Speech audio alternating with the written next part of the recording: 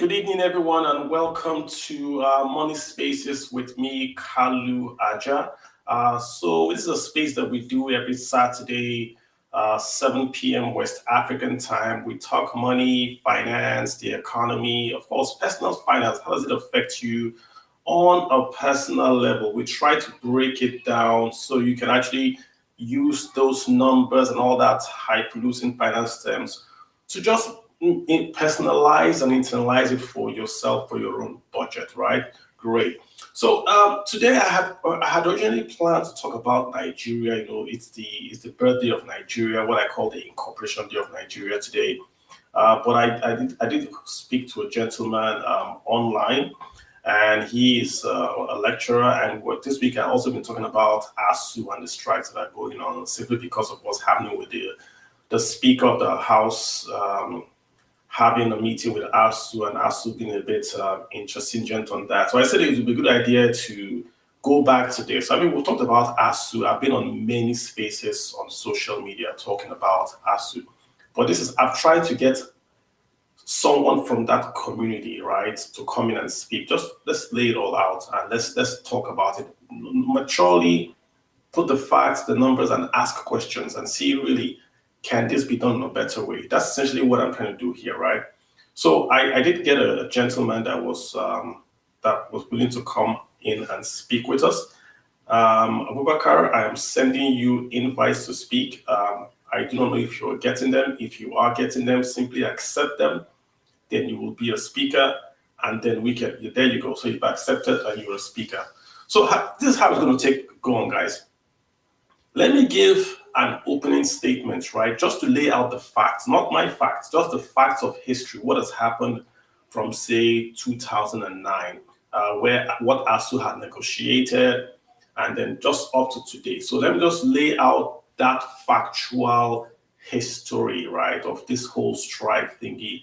And then we can come back to Abubakar and myself. His name's Abubakar Gumi. He's my guest. He's a PhD holder. Then he can lay out his view from that side. I can lay out my view from this side. And it's not really a debate. We're not going to vote per se. We're trying to really get to solutions, right? But it's just from different angles. So let me just give you guys the history. For those that don't really follow this and are just tuning in for the first time, what is all about?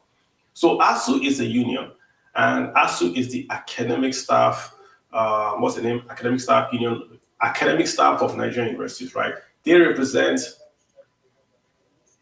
Academic Staff Union of Universities. Thank you, Bakar. See, so they represent the employees. We say the professorial, the senior. Who do they represent? To just be very, very clear. Who do they represent? Do they represent just lecturers, or is it? Academic staff of the university. Okay, great. Graduate assistant up to the apex rank, which is a professorial cadre. Thank you very much. So they're at the union, right? And ASUU has been going on strike for a long time. As a matter of fact, I saw a newspaper clipping. It's from the Sketch newspapers, and I think it's dated 1981. And it's saying there, ASUU may call off strike. So in 1981, ASUU was already on strike. 81. So strikes and ASUU are really not. They're not. It's not a new thing. ASUU has always been on strike. What have the strikes been about? Let me just lay out the history, then we'll come back to you. I'm just going to lay out the history, no opinion, just the history. So that's fine, yes. So where we are in 2009, because of all the ASUU has been going on strike with their employers. Now remember that the employers of the union's members are the universities. It's not the federal government.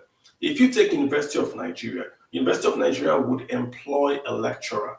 So the university is paying the lecturer. The lecturer is an employee of the University of Nigeria, right? In 2009, ASUU really got to the stage where they said, we don't trust our employer, or we do not believe our employers can pay us what we are asking for. Hence, we want the state to come into this agreement and guarantee that we're going to get funding. This has always been what they've been asking for. But in 2009 was when they got this huge agreement with the federal, the state governments. And in that agreement, right, they came up with what we now call the Consolidated University Academy Salary Structure 2. It has a lot of things in there, auto loans, housing loans, and all that. Their retirement age was increased. So professors now retire at 70. Others can retire at 65. Profs retire at 70. They got a pension equivalent to their yearly salary. The university system got its own PFA, that's Pension Fund Administrator. So we have NUPENCO, it's just for the university's pension system. So they got a lot of things in that 2009 agreement. But most importantly, the federal government agreed to transfer the sum of about 1.5 trillion. The number is 1.518 trillion, right, to the university system. The states and the federals would contribute, and it was going to be about 3.6 million per student over a 3-year period from 2009 to 2011. The summary of this is this, guys. The federal government agreed with ASUU that we're going to fund the university system and also increase the salary scale and all that of the professors. This was a signed agreement. ASUU and the government signed. It's sealed. No debate there, right? In that agreement also, ASUU had asked for 25% of the federal budget going forward to be allocated to education. And in that 25%, ASUU had asked for 50% to go to tertiary education. Now, what the government did was to convert what you call then the Education Trust Fund. Was converted from just to fund all education in Nigeria, which is the primary, secondary, and tertiary, was converted to fund only universities. It's now called TET Fund, right? And of course, there were a lot of promises made, but this is the summary of the core of the whole issue. There's an agreement in 2009 that transferred money, and this money is supposed to be transferred more or less, over time, 1.5 trillion in 2009 naira. That wasn't done. The federal government did not meet up to its own part of the agreement. It did not. Hence, you then have all those strikes from 2009 to date, referring back to that 2009 agreement. But curiously, this agreement, this strike this time, ASUU has included that they want to also get they have a UTAS, which is like their own, let's just call it like a BVN. So the federal government has what's called the IPPIS. And just to make it simple, it's just like a BVN for federal government employers. So if you are paid by the federal government, you have to be paid via this IPPIS. It's like BVN, right? So the university guys said, listen, this IPPIS does not take into account our own peculiarities. We go for sabbaticals. Sometimes we work for other universities. It's part of how we work in this community. Hence, if we go to via IPPIS, you cannot capture the full emolument that is due to every university lecturer. That's their argument. Hence, the government asked them to go come up with a solution, and they came up with what they call the UTAS. The government back and forth, it passed validation, they didn't pass validation. So right now, what are the demands of ASUU right now? It is number one, renegotiate the 2009 agreement I just told you guys about. Don't renegotiate that 2009 agreement. Number two, they want to cancel IPPIS and introduce their UTAS system, that is their own BVN. Number three, they want to get their promotion arrears paid. And they also have this curious demand. They are saying that there should be no more proliferation of state universities. Guys, this is the fact as it is. I have not put any of my opinion into this fact. I'm just giving you the fact. Abakar, have I missed anything or have I misrepresented anything in this factual history that I've just laid out? Is there missing anything out or just the history, not the opinion now? Yeah, the history, I think it's in line. Okay, so the history is in line. Okay. Okay, no, there are details behind. Yeah, minor. Yeah, but these are the key core things. 2009 agreement, IPPIS, promotion areas, state university. Yeah. So it's really if we break into two, Abaka really have two demands from ASUU. ASUU is asking for welfare and IPPIS because everything else is all. It's not universalization. Sorry? That revitalization of universities. It's all money. Let us say money to universities and ASUU and IPPIS. These are two things that ASUU is asking for. They want more funding and they want IPPIS gone. So this is the two pillars of the ASUU strike. Under the pillar for funding, you would have the pay for this, pay for that, fund this, do this, but it's all funding. Then the other leg is, even if the funding is done, ASUU wants IPPIS taken away. Yeah. Okay, so we're okay on those on the history of it. For those people that are following. Now, this is my opinion. Do you want to go first? Let me give you my opinion first, then you can come back and give your opinion. So this is what I think, right? And I only got involved in this because I started to hear this IPPIS thing. In 2000, and I believe, when did we do this IPPIS? 2007 or so. Before 2007, the scam in Nigeria was this. You could go, if you had a friend in the ministry, they could put your family on the payroll of the federal government, and your family will receive salary, pension by the government. You could get paid 100 times. You could collect pensions for 100 people. The Nigerian government was paying 2.5 trillion, or had a deficit of 2.5 trillion. Thousands of ghost workers. Someone came and said, let's do BVN in quotes into the federal government so we can identify everybody, not just identify everybody. This is key about IPPIS. It attaches you to an organization, which means even if it identifies that I am Kalu, it would attach Kalu to the University of Nigeria, Nsukka.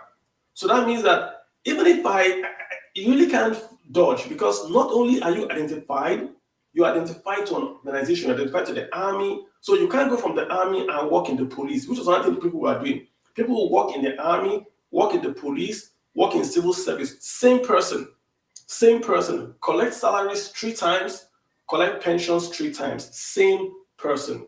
IPPIS came and that has drastically fallen. There are lots of stories today about fraud in IPPIS. Guys, believe me, before IPPIS came, what you are hearing was child's play. This was nationwide, states, federal. They had pensioners sleeping in Lagos. IPPIS cleaned that up. There is no 100%, should we say, error-free system that exists in the entire world. None. So, ASUU is saying, and they are right in saying, that IPPIS does not take into account their peculiarities. My point is, should you then go on a strike for nearly 8 months, keep kids at home because you want the government to remove IPPIS and put in UTAS?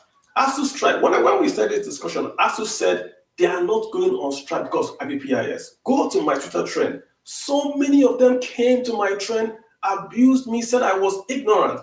They said they were not going on strike because of IPPIS. Okay, the House Speaker had an agreement. They've gone to ASUU. They can meet ASUU some part of the way in terms of funding, which means that the government is going to maybe pass a bill and pay some of the 2009 funding to ASUU. ASUU says no. We want you to not only pay, we want you to take away the IPPIS. How this head of service has told ASUU, we cannot have 2 payments for 1 employer, i.e. the federal government cannot pay salaries through 2 payment systems. This is the issue that I have with ASUU. This intransigence and this arrogance to insist that the federal government of Nigeria should take taxpayers' monies and pay salaries. This is federal money. Pay salaries into a software that was developed by a union. Where has it been done before? In the private, in public sector, anywhere in the world. Give me an example where the employee will tell the employer how to pay him. You are going to get paid $1,000. I want you to pay me with goats or with cows or with cowries. It doesn't work that way. So ASUU, like we said, there are 2 pillars, funding and IPPIS. If the federal government has met you on funding and kids are in school at home for 8 months, why can ASUU not at least allow this government to leave office and then take IPPIS at least to the next government? Abakar, you have the floor, sir. Okay. Thank you, Kalu. And good evening, House. And for the record, Kalu, I would want to take these items we have itemized, item bit by bit. First, we go to ASUU as a union. You know, I have reiterated this many times. ASUU as a union is just like any other trade union. It fights for the welfare of its members. Like I've said, members of academic staff, union of universities. In a university setting, there are other staffs that are non-teaching, such as the signing. I know most of you must have heard of them now. The administrative staff, and then the technologists and non-academic staff union of universities, NASU. So, to be fair to ASUU, many students on this space here, Twitter, and parents, stakeholders in education always accuse ASUU of being selfish. Of course, like I said, the main objective of this union is to fight for its members' welfare.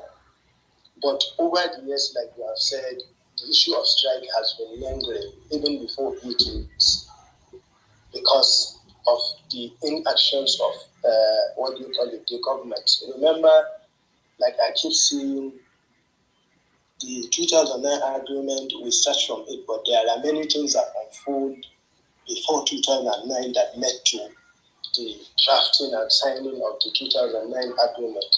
So it's just like a milestone to us. Like I said, the 2009 agreement consists of so many components. As at then, IPPIS was not into consideration, but yet, I repeat, yet, IPPIS was in Nigeria as at 2009. Many parastatals were on IPPIS, but not university system. Universities were on normally, what do they call it, MIS, then they moved them to GIBNIS platform and subsequently to IPPIS. Before then, I will not want to talk about IPPIS now. I will take it late.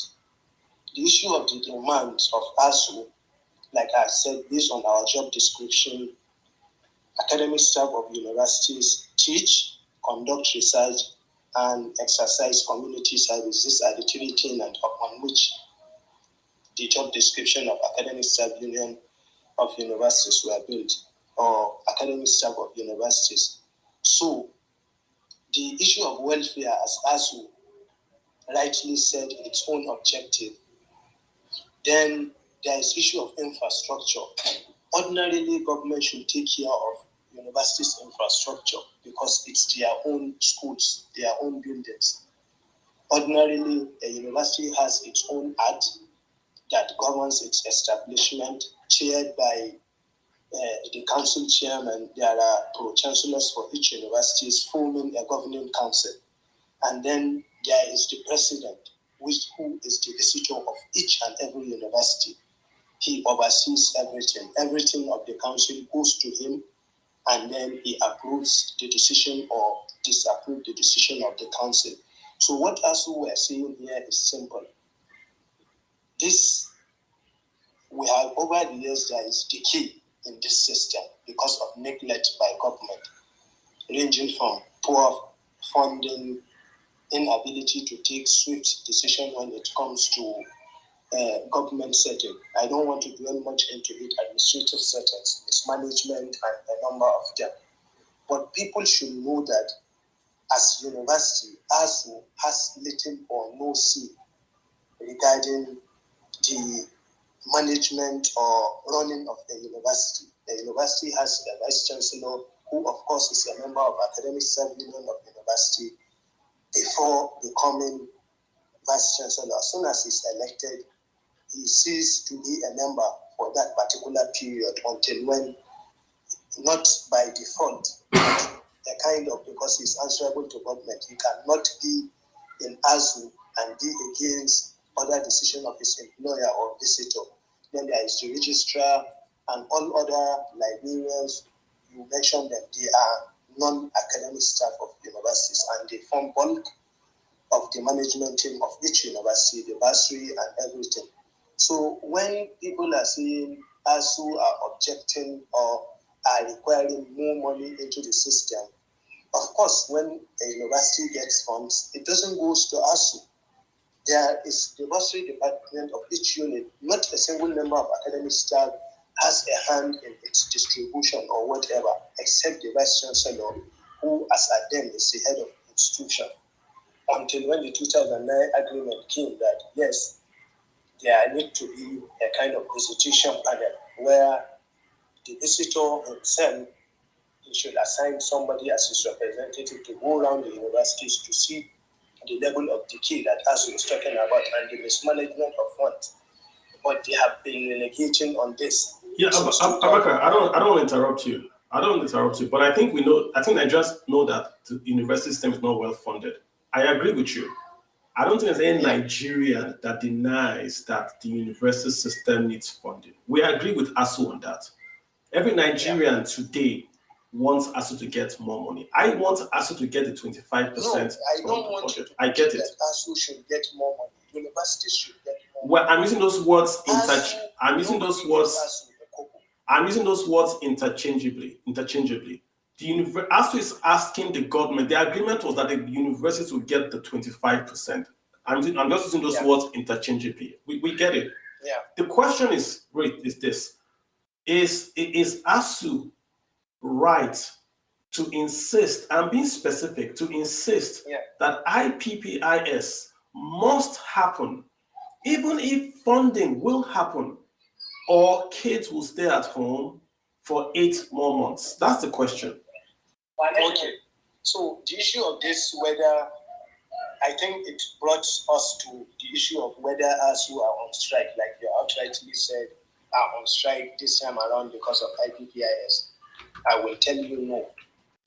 The issue of IPPIS came in because ASUU insisted that the 2009 agreement need to be renegotiated because there were timelines set for the agreement since 2009 that after each 4 to 5 years, that agreement should be renegotiated between the government team and then the ASUU representative.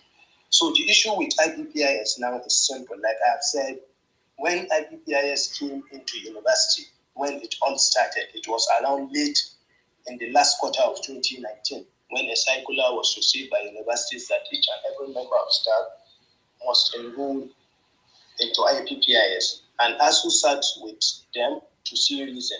I think there was a meeting with director of IPPIS and some representative of universities union that how will this work because of the peculiarities of universities. And ASUU mentioned to them all the peculiarities of universities ranging from sabbatical visiting and then the issue of casual staff and contract staff. Mind you, bulk of universities cleaners, security guards, and casual staffs. And IPPIS have no room to capture this particular group of individuals.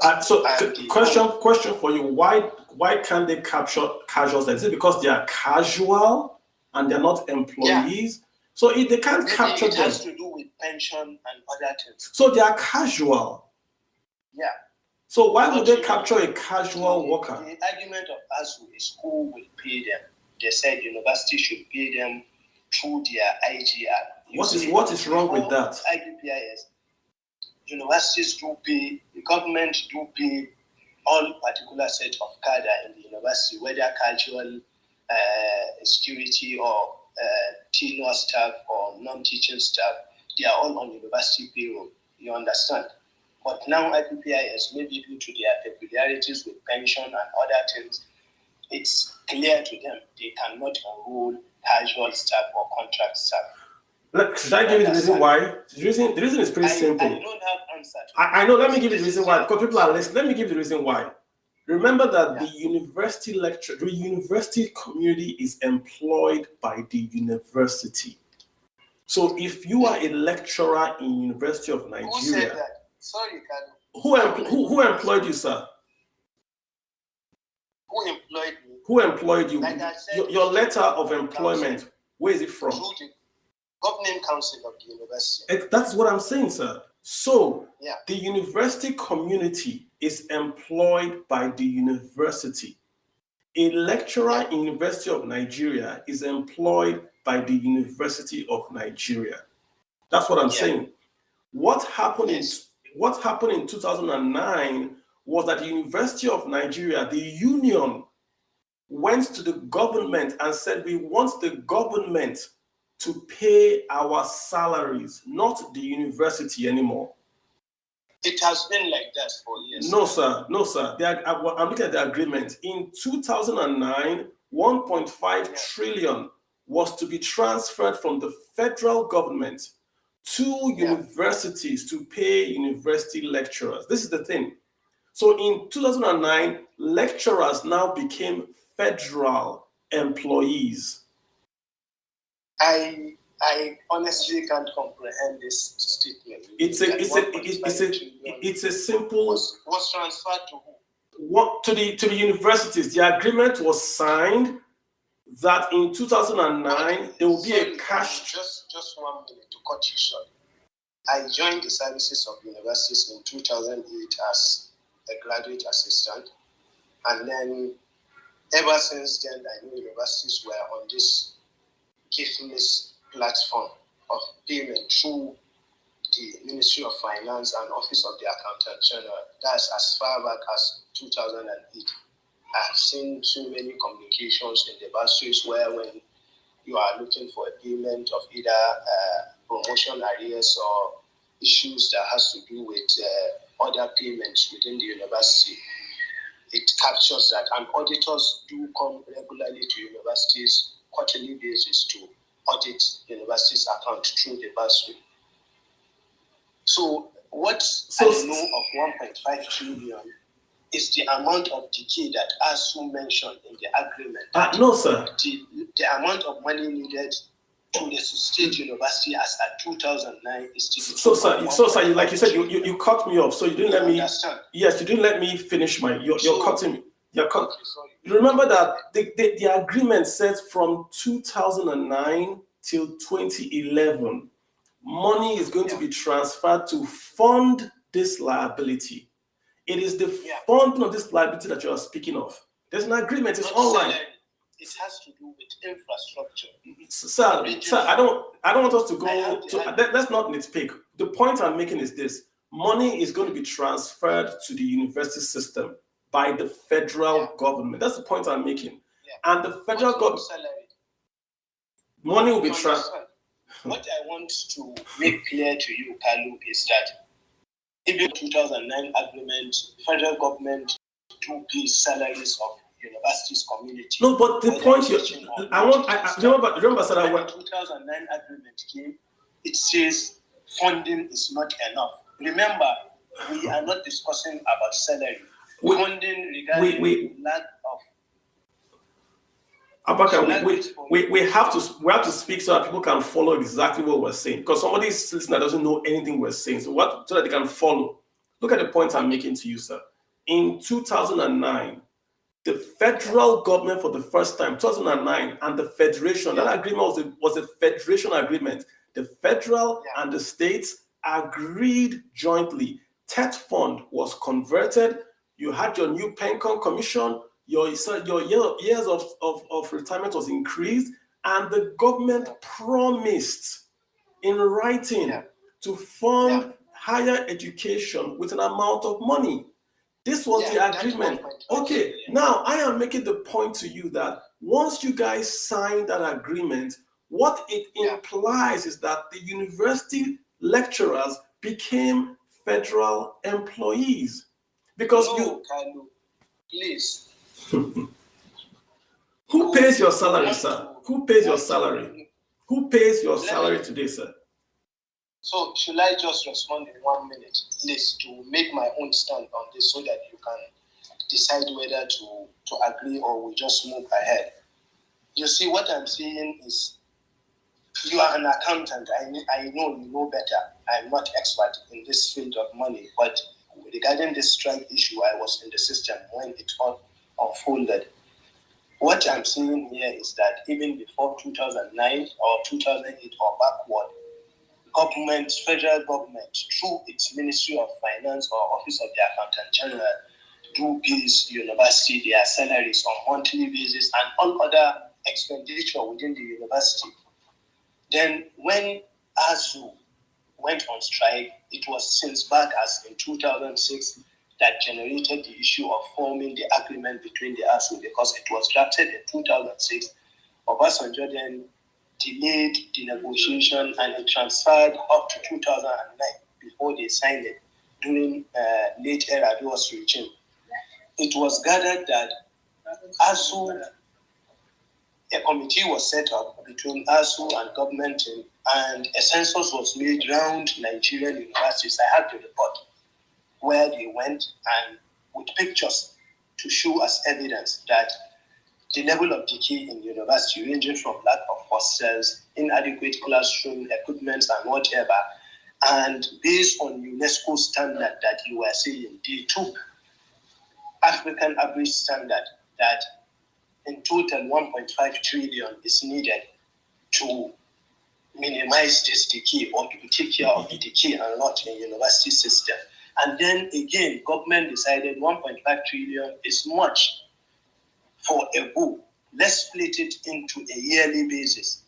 That is what transpired into 220 billion. But there's no disagreement on that. We both agree on that. I'm not disagreeing with that. Yeah. I'm going somewhere. I am laying the groundwork to get somewhere. And you are agreeing with me, but you are agreeing in the way I'm saying it.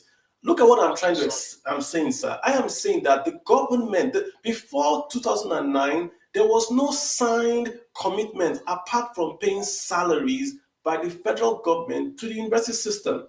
In 2019, the federal and the state government signed an agreement to say we are going to give you guys special intervention funding. They signed it.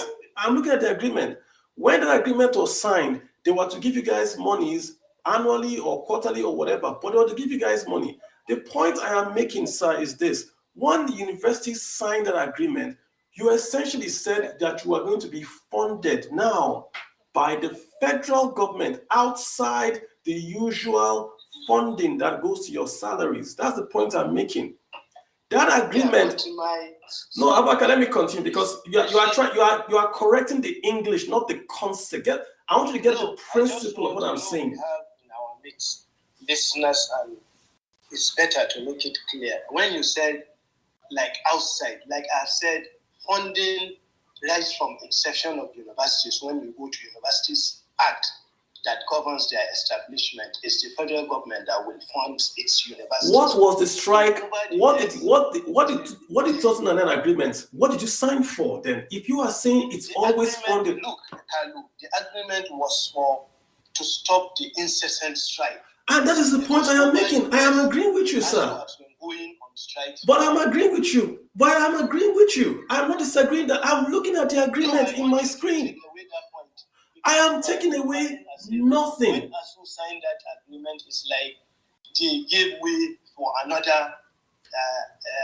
They gave their right to university. Please, let's not signing that agreement. I'm not trying to do gotcha. I'm not trying to get anybody. I'm giving information. I'm being very this is a recorded case, so people are going to come back. I'm being very responsible here. The point I am making, sir, is this. In 2009, there was an intervention fund from the federal government. That intervention fund would increase the salaries of university employees. This is the point I'm getting to. When your salaries were increased, the money came from the federal government. This is the point I'm making. It was an intervention fund from the federal government. This means once you are paid by the federal government, you have to do IPPIS. Every federal employee, paid by the federal government of Nigeria is under IPPIS. People have sent me text. Are you sure? Yes, and let me just go. NNPC is not on IPPIS. FIR is not on IPPIS.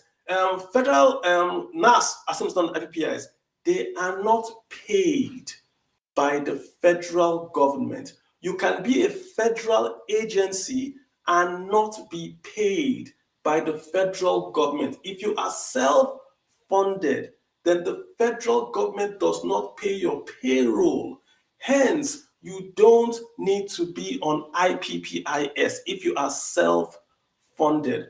When the university systems were self-funded from the university purse, they were not on IPPIS. You just said that in 2008 there was IPPIS, but the universities were not on IPPIS. That is confirmed because you were self-funding then. But in 2009, the federal government came in with an intervention fund. The agreement is online, I'm not making it up. And then increase the salaries that go to a university lecturer. We're not debating that point. The point I am then making is that that's why there's IPPIS. We can now debate if IPPIS is good or bad for the system. But I'm making this point of people to follow why you have IPPIS as a mandate. There's no point to debate there. So my concern on this, Kalu, is that, you said IPPIS, you agree with me that it was there since 2009. But why the wait to capture universities until in 2019? No, but everybody was not captured. Secondly, go ahead, sir. There are other government employees that are not on IPPIS. Apart from the ones you mentioned, we have so many parastatals and agencies within. Though, as an accountant, I know you should know better. Okay. This, what I'm saying, is just a hearsay based on what people are saying that so agency is not on IPPIS, like the NNRE. I have somebody there that confirmed to me that what organization, NNRE, please? What's that, please? Nigerian Nuclear Regulatory Agency, I think. Okay. You see, the irony of this is that for this NNRA, I have somebody, a relative there. When in 2019, when the whole issue came up with universities to join IPPIS, their agency was included. That's during the COVID period. And they went on strike for, not just strike, they refused to join IPPIS. They were not paid for, I think, 2 consecutive months. And they arranged later on, based on the administrative procedure and other things, and they were paid back their money. And the idea of them joining IPPIS was laid down. They did not join. As at today, they are not on IPPIS. NNRE, I think you can confirm this, just unofficial statement from somebody from the inside that confirmed this to me. That's number one. Secondly, like I said, when the issue of IPPIS came in, ASUU were not opposing IPPIS because of whether IPPIS was introduced now or then. But one, because of these peculiarities that we have mentioned. Secondly, the approach government used. You see, IPPIS, of course, I was in the system when it came up, and they have been shifting grounds regarding universities, just to accommodate universities. Issue of visiting, I know when it came, a circular, I read it in university that IPPIS will pay only primary salary, no visitation, no sabbatical. IPPIS do not recognize it. ASUU disagree. Reason given then, like I said, these are not confirmed from IPPIS, but based on within what we were told by our representative, that reason being, once they captured the situation in academic staff of universities, it will affect non-teaching staff, it will affect other cadre within the software or platform, because it's just like a co-join platform, and ASUU disagree. Later on, after they fought and come back with so many discussions, they said, yes, we agree, only one visitation per individual. You see, why ASUU disagree with this is that they made it clear that if IPPIS doesn't want visitation or sabbatical, IPPIS universities are not answerable to Accountant General of the Federation. Visitation sabbatical are captured within the Act establishing universities. And these acts were not made by ASUU, but the government themselves through their governing council. If you want to change anything within, the visitor has to assent on it, which is the president. The governing council, he will instruct the governing council to make amendments, say, look, from now on, no more visitation. This clause, visitation and sabbatical, is abolished, approved. ASUU will have no option than to abide by it, but not a circular from Accountant General. Accountant General treats university as his subordinates just because he pays them salaries. That's the main point why ASUU first hit back at AGF. The rule started here. Then, as time goes on, like you have said, each software has its own pros and cons within the universities. And then the issue of accommodating peculiarities came up, and IBPIS said, yes, we can accommodate some of these peculiarities of universities, but not all. That is the debate on IBPIS. Okay, you made 3 points. I don't want to go far, so we lose chain of you. You made 3 points. I just want to quickly address. Again, I'm not speaking for the federal. I'm not speaking for the federal government, right? I'm just a taxpayer. Okay. Number one, you said why the delay? Why the delay in enrolling universities? There was a delay to enroll everybody. The military didn't join IPPIS till maybe 5 or so many years ago. The military just joined a few years ago. So not everyone was rolled out. You know, it's a system. You have to enroll the schedules and all that. So not everyone. It wasn't a rollout 1 year and everyone joined. No, it's a constant rolling out. And when the military joined, the exact same issues you are talking about, there were a lot of issues with the military. They got their ranks wrong. The military also have peculiarities. They travel abroad. They work for 2 employers. They could work for Nigerian Army and work for the United Nations on peacekeeping. And IPPIS had to come back and do all that. Also, when generals retire, they retire on a totally separate scale. IPPIS had to come back and fix that. It took a lot of months to fix it. The point is that the military stayed and kept on complaining. Then IPPIS, which are just civilians, had to understand the military, then change all those little buttons to accommodate the peculiarities of the military. You are not more peculiar than a soldier that goes from Nigeria to Somalia. He's a Nigerian working for the United Nations, paid in dollars, officially working for 2 employees in 2 continents. I don't think anybody has more peculiarities than those guys, yet they're on IPPIS. So that's the first point. Why the delay? Number 2, you are saying you called Nigerian NNRC. I will investigate them and I'll come back to Twitter. But remember what I said. I was watching the National Assembly defense of some MDAs, and I think it was the MDA. Was it MAMSA? Was it NAFDAC? The guys asked the NAFDAC lady, we don't agree with your budget, that your budget looks funny, we don't agree with it. And they advised her, if you don't want to come back here, just go and fund yourself. If you fund yourself, we will take you off the federal payroll. That means you don't have to come to NAS, you don't have to do IPPIS, you don't have to do anything. And Lee says she talked to her, they will think about it and they will come back. This is the point I'm making again. You will see many federal workers that are not on IPPIS. They are not funded by the federal government.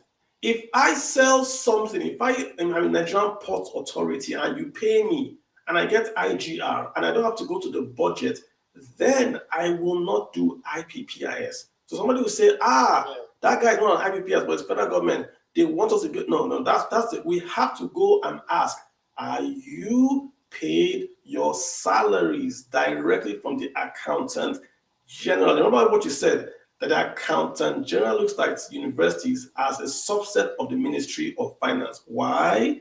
Goes back to the point I made earlier. You are now employees because you have signed to get your money.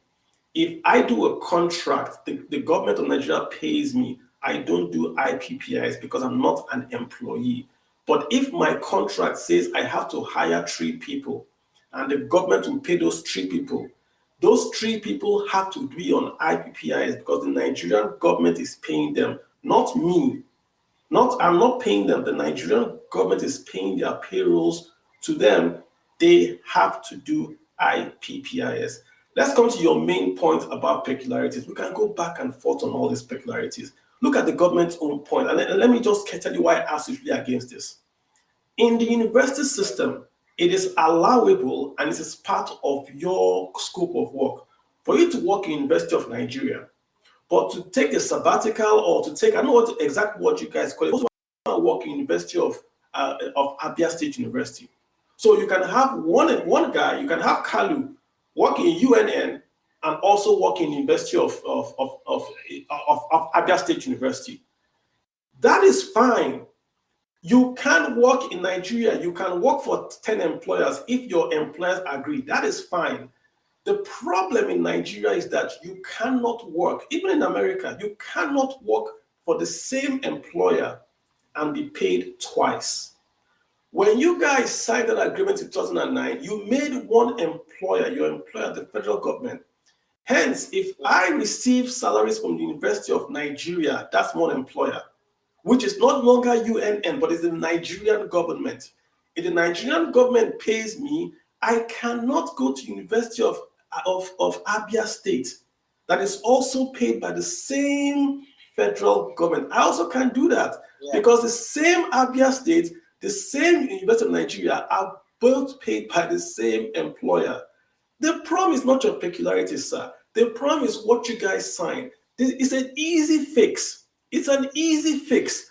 Go to the House of Assembly and say, for university workers, give us a waiver that we can work for many federal employees as long as it's not the same named employee with the coding number. That's all. Let's forget this point. So go ahead, sir. Yeah, I like it when you reach this point here that you said it's clear that you cannot work for 2 places funded by same employer. That is why universities are more peculiar than any. Even in America, you cannot work for 2 employers. Abubakar, you cannot work for. And federal governments are not the same. Sir, right? Sir, there is nowhere on earth you can work for the same employer and be paid twice. So let me answer this. Sabbatical and visiting is not peculiar to universities in Nigeria. We are quick to give example with senior clients, USA, what do you call them, UK, and other developed nations that have more developed universities than ours. Go and check, Kalu. There are visiting positions. The point is not visiting or sabbaticals. Who is paying? In America, my friend works in University of Washington. He also works in University of Oregon. Those 2 universities are not paid by the American government. He goes for sabbaticals. The problem is not the sabbaticals. The problem is that those University of Nigeria and Abia State University are paid by the federal government of Nigeria. Yes, of course, it's true. Hence, it's not a problem of the students. We'll be debating this on and off. Visiting sabbatical, it's clear in the laws established. The issue is not sabbaticals. The issue is not sabbaticals. The issue is who is paying you. When you sign, of course, who owns the university that you are working? Who owns Abia State University? Yes, who owns? I'm asking you, sir. Who owns Abia State University? Abia State. Who owns University of Nigeria? The federal government. Who pays for Abia State University? Abia and federal. But who are ASUU members?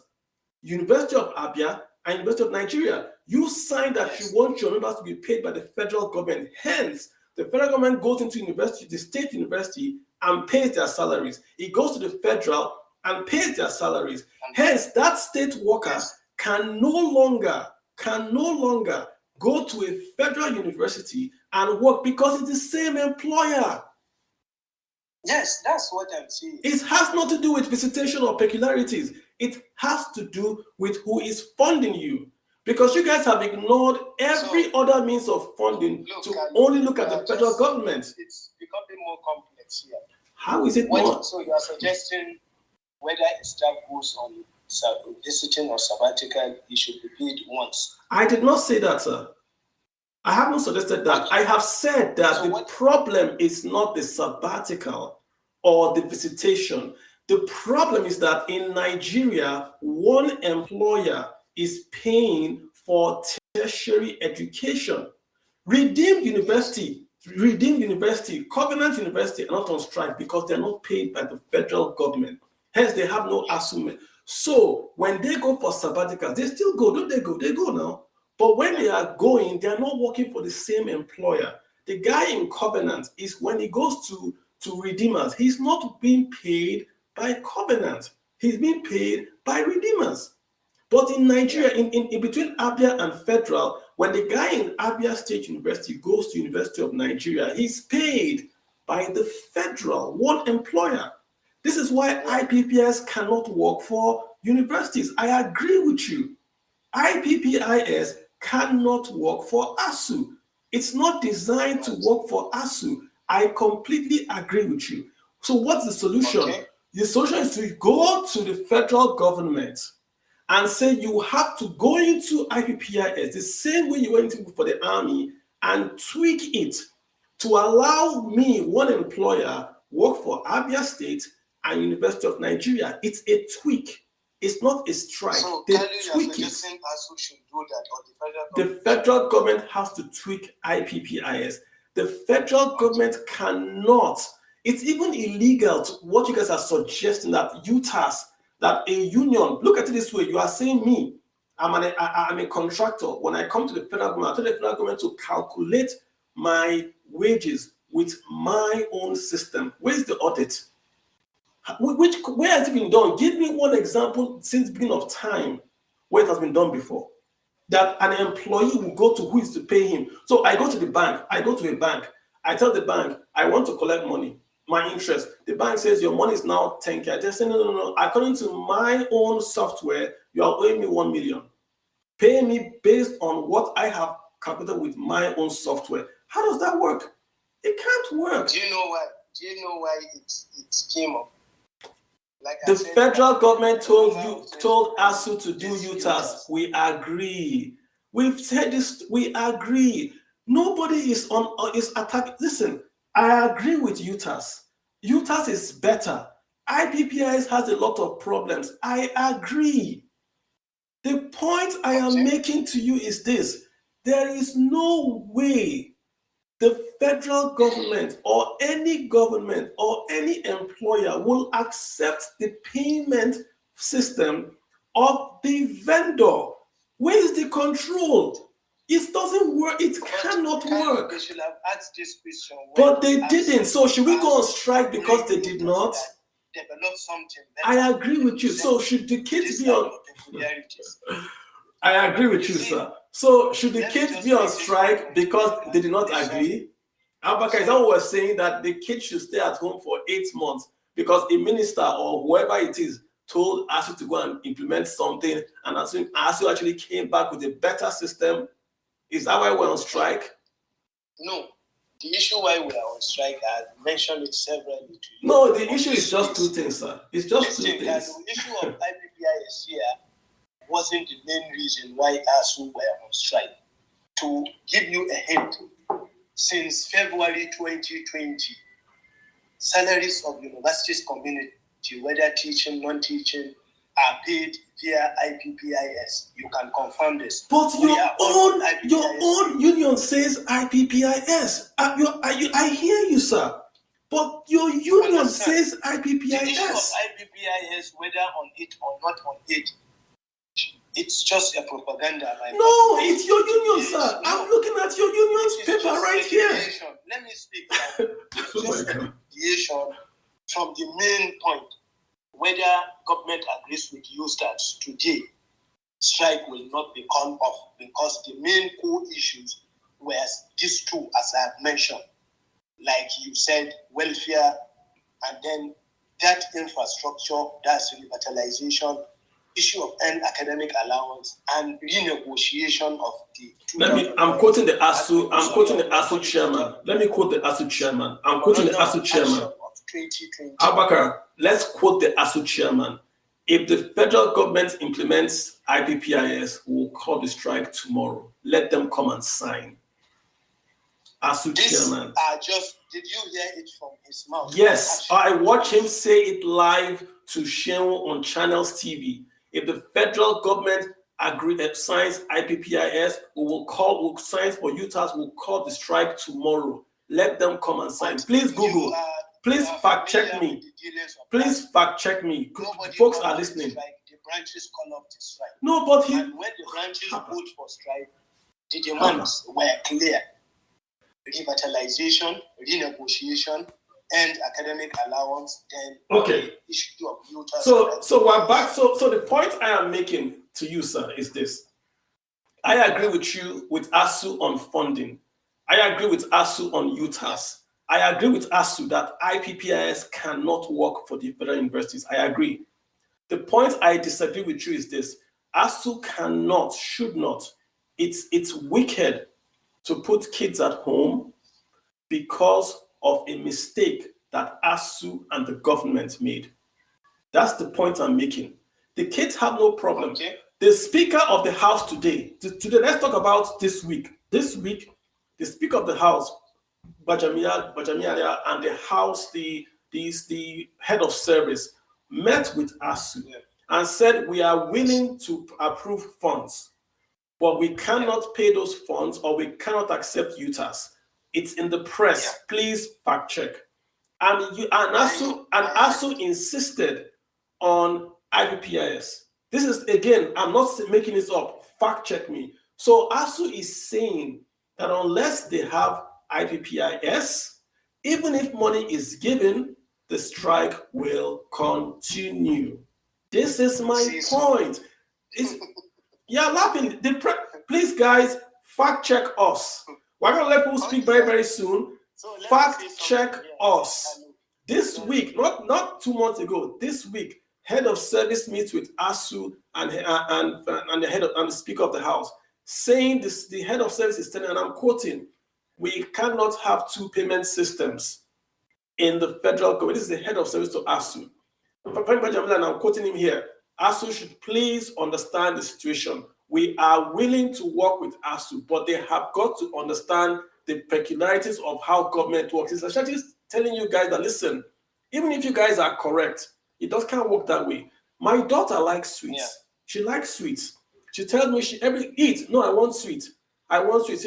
Okay, I tell her, if you eat your food, I'll give you sweet. Imagine her now telling me, no, give me all the sweets for my 1 year. Give it to me today. I will eat all my sweets for 1 year today. Then I'll eat my food for the next. He says, wait. And she says, oh, because I have peculiarities. I'm a child. I'm a cute girl. So you must give me all my sweets today. That's not how it works. But that's what ASUU is doing. ASUU's defense is that federal government tells us to do it. So that's the defense. Whether you made it clear that all right, guys. From both sides. Abaka, I think we spent an hour with you. Yeah. I didn't want to, I'm not taking any calls. Now I'm going to start to add people. Let me just reset the room, guys. I'm speaking to Abaka Gumi. He's, I don't know if you can remember, ASUU, he's a lecturer in a university. And we're talking ASUU and the strikes. And we've had a back and forth on this issue. Listen, what's going on. I've laid the point to him. And I'm not quoting my own opinion. I've laid the point to him that the government has failed in the past. The government now looks like they want to fund ASUU a bit, but ASUU is now insisting. This is the ASUU. This is what they said. They are insisting on IPPIS. We have agreed IPPIS cannot work for ASUU. Please don't come and start telling me peculiarities. I have agreed with you.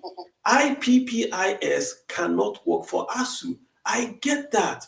The point I'm making is that ASUU is also not getting it that because they are federal employees, they must work with IPPIS. So guys can speak now. I've got Yax. What's on your mind?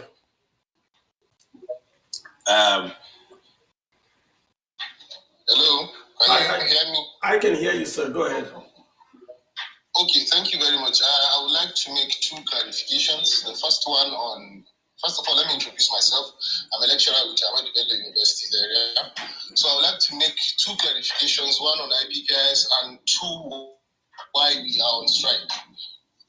Now, number one, on the IPPIS, you have to go back to 2014. It all began in 2014 when the federal government wrote to every vice chancellor of all the universities in Nigeria, all the federal universities in Nigeria, telling them that all staff of these universities are going to be enrolled into IPPIS.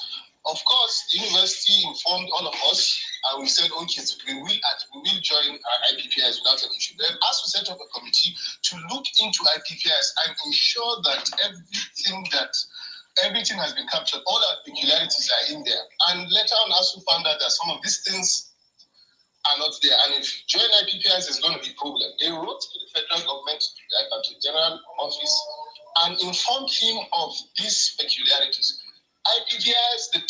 the federal government invited us. They sat down and said, okay, we cannot capture all of this.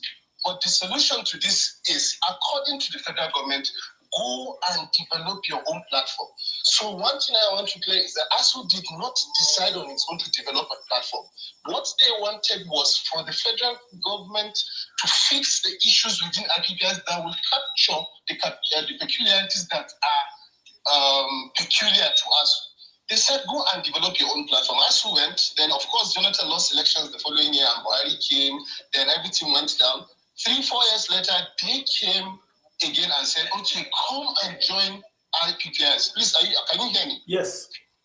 Okay, fine. Then as we said, we have a directive, the go ahead from the federal government to develop our own software because of so issue. Then this same Ngige and the same Ministry of Education and the same Accountant General of Federation, the one that is succeeded now, said, okay, go and develop your platform. But before you complete it, come and join IPPS.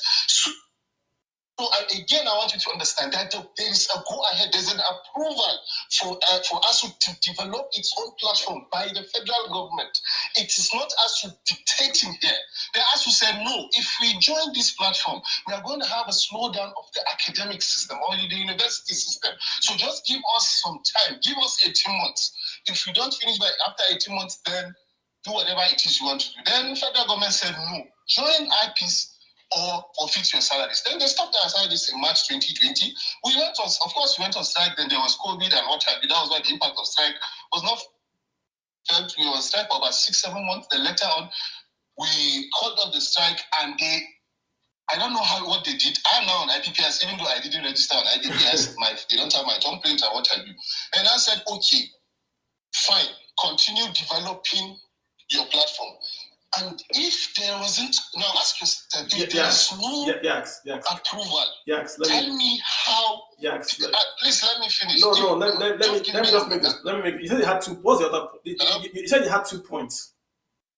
You said you had 2 points. Yes, of course, I had 2 points. This is the first one. I want to make it clear for everybody listening to this program. Yeah, but why I'm stopping you? Why I've made that point already. ASUU did not decide to develop its own platform. It is the federal government itself that gave the approval for the platform to be developed so that it will use it for payment. So the argument of the head of civil service that the government cannot use to payment platforms is wrong because it is his boss, the president, that has given the go-ahead. Which president? Which president? The approval for an which president? Which president? Wait, which president gave the order? Which president? Who asked us to do Mr. President Muhammadu Buhari. Buhari told. That is why he has. Wait, sorry, sir. Please calm down, sir. You are saying that. When was this? When you are saying that Buhari told ASUU to go and create a software? Is that what you're saying?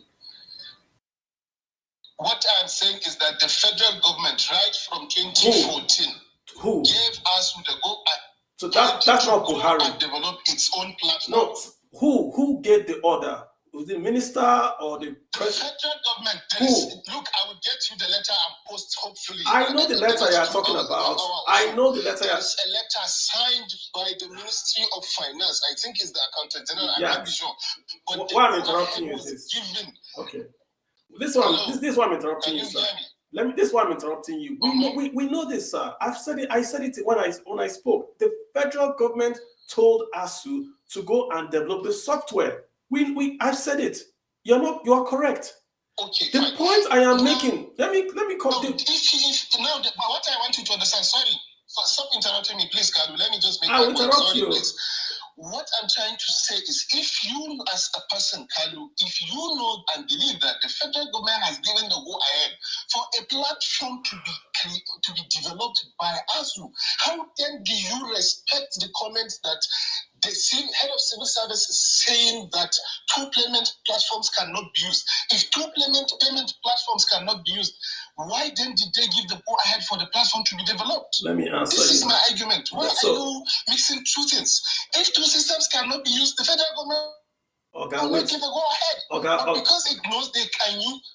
Oh my God. Okay, please, I'm done with that. Let me explain my second point. No. Hold up. On why ASUU is on strike. Hold up. Let's address that point. Let's drill it down. The government tells you. Okay, you're gonna talk. The government told you. Yes. The government told you on Monday to go out. The government tells you on Friday not to go out. Which order should we follow?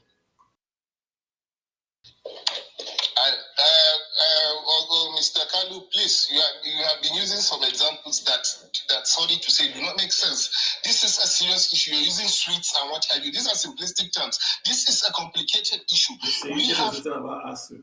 Simple. See, the government in 2014, the government our time and resources.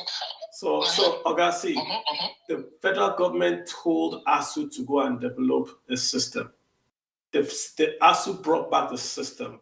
The same federal government says we don't want to use that system. Yeah. Is that not what happened? That's what happened. The government told you guys to go develop it. You developed it. It was tested tested. No. They're not letting. I let you talk. I let you talk. That is what you think happened. That is not what happened. Let me explain to you what happened. I told you in 2020, Ngige himself, who was the person in charge of these negotiations and what have you, he said, okay, come and join IPPIS. When your UTAS is ready, we will migrate you to UTAS. This was what the government agreed with us. But as we said, no, we need 18 months to develop this thing. We cannot complete it in 1, 2, 3 weeks or 2 months. Yes, nobody is arguing. Yes, nobody is arguing. Yes, you have to calm. I'll mute you, sir. Please calm down, sir. Nobody is arguing that point. Yes, okay, we need to respect. Please calm down. Please calm down. Please, Carlo, other people. Okay. Please calm down. Okay, please allow me to go to the second point. I'm done with this one. You can rest now. Let other people speak. So let me just make this point very clearly. I don't want us to repeat ourselves. No, we know the story about federal government telling ASUU to develop UTAS. I said it. The UTAS was developed based on the instructions of the federal government. ASUU brought it back to the federal government. It was even tested. It was found to be credible. But the same federal government has said they don't want to use it. And I made the point that ASUU's excuse that the federal government told them to go and do it. Hence, they must use it. Is that the excuse? Let's have Oracle. Oracle, jump in here, please. Oracle, jump in. Oracle, you have the mic. Go ahead, sir. Please, we haven't locked the wheel. If Oracle is not, let me get to Sozil. Sozil. Mr. Sozil, S-O-Z-I-L. Please go ahead, sir. Yes. So there are three issues that I want to address, especially from the issues raised by you and Abubakar. So I agree with your opinion that the federal government cannot be paying using two payment method for different employees. Same employee. Then Abubakar was talking about also one of the reasons why ASUU is on strike, which was the revitalization and also the poor money that is given to federal institutions. And the third point that he raised about the visiting professors. If we are to talk about why ASUU goes on strike, as to there is no money for infrastructure and that there's substandard instruments and apparatus in the university system, ASUU itself and the university system has a medium to actually check that situation. And that situation is through accreditation. Every lecturer, every student knows that accreditation in most federal universities are done in a very bad way as to window dressing. Instead of them to just agree that these programs or these departments are not up to standard and fail accreditation, instead they go about window dressing, bringing lecturers in and trying to showcase that their program is up to standard, which is not. And then the NUC now gives them 100%, which in reality, they are not up to 100%. Very interesting. Thank you for that comment. Thank you so much. Then also about the money given to universities. We know that this money given to universities are small. But what do these principal officers, vice chancellors use this money to do? Nobody's asking that question. What do they use the money allocated to them to do? Only ASUU is asking this question. Why not go on strike? Why not go on strike against your local vice chancellors? Why going on strike against the federal government? All right, guys, I'll mute everyone. Because the federal government, because the federal government allocates budget to federal institutions. Okay, so we understand that they are small. It's not enough. More should be given. True, we agree. But the one given to these federal institutions, what do they use to do? Okay. The University of Benin. No. I'm going to take one more question. Wait. The University of Benin. Let me get Abdul Hafiz. Go ahead, sir. Abdul Hafiz, please go ahead. Yeah. So I've been following up with all of the discussions and everything. But seriously, the more you look on ASUU's issue as a student, the more you look, the less you see or the less you understand. I think someone commented that. So, and actually that's the truth. Okay, they will go back and forth because that's how I've been saying it. They will be going back and forth on national television. So that's how I've been saying it. And also, when you look at this issue of 2009, this thing, before, well, I will not say, I don't know which one is particularly correct, though, but I will not say that, but let's just, as by looking at it from different sides, let's look at student side, let's look at federal government side, let's look at ASUU side. Okay, I saw on Vanguard newspaper here where Ngige was explaining that 2009 agreement that is not so, that they sat down, they negotiated it with Jonathan government before.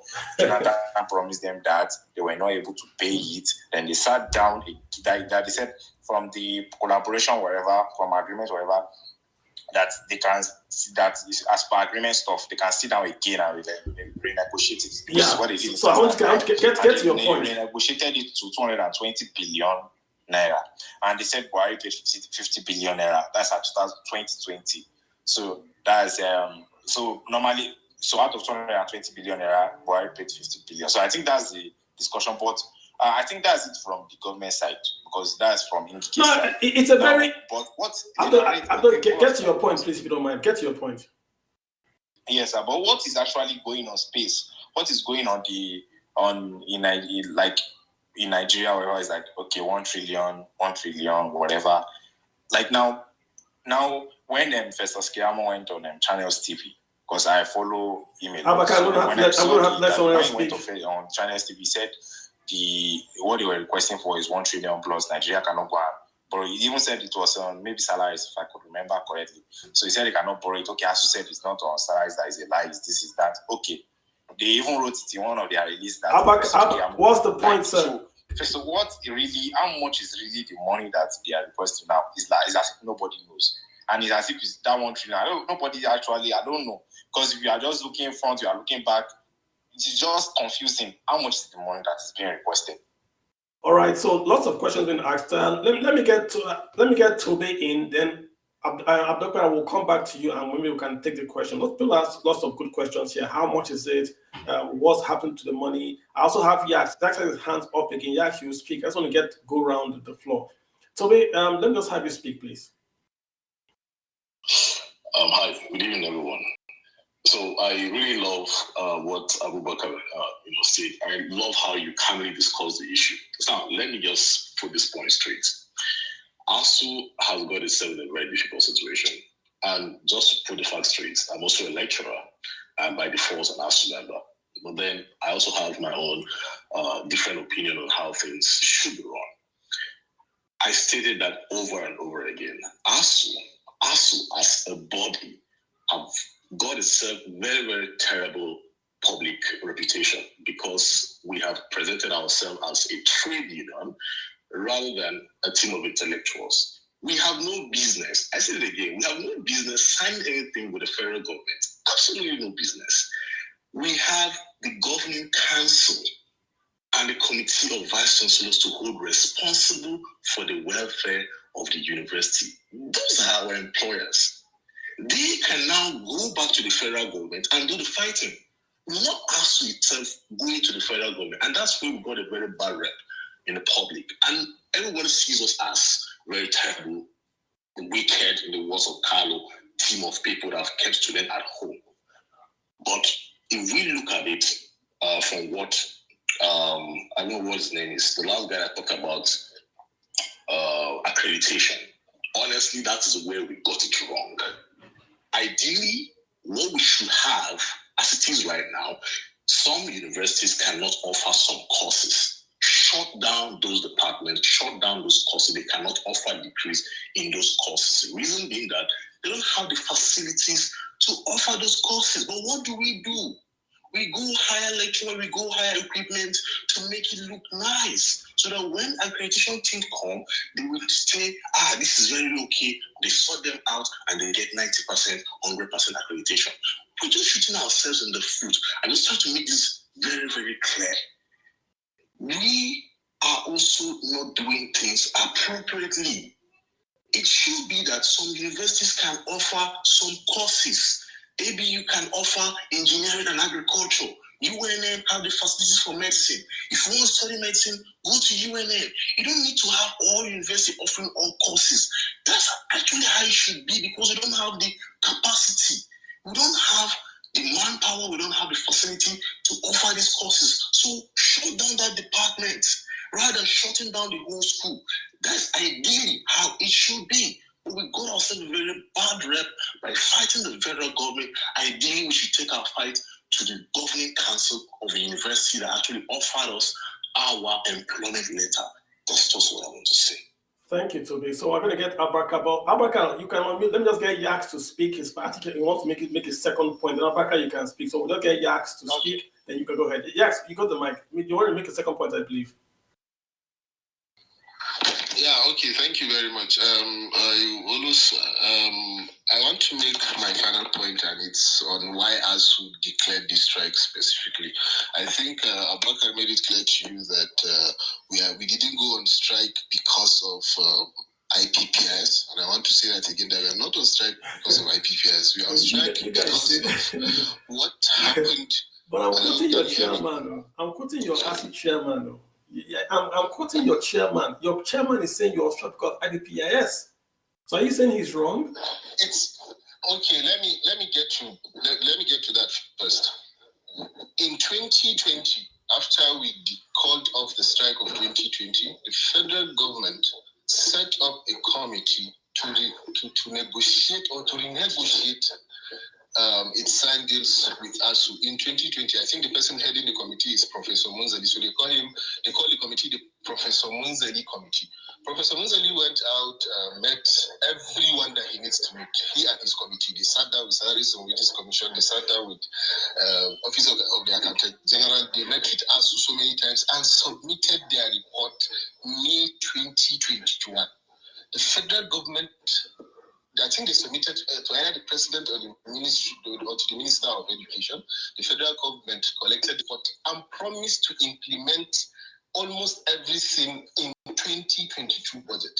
I can recall sometime in September or October 2021, ASUU met CAN.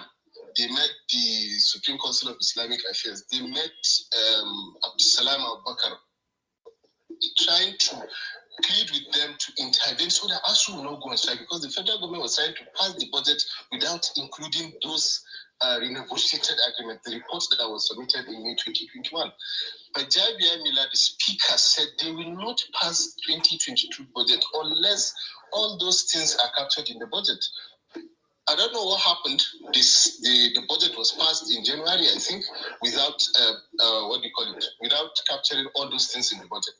ASUU declared a warning strike in February, with the expectation that, okay, with that, maybe the federal government will now sit down and develop a supplementary budget and send to the National Assembly. What did the federal government do?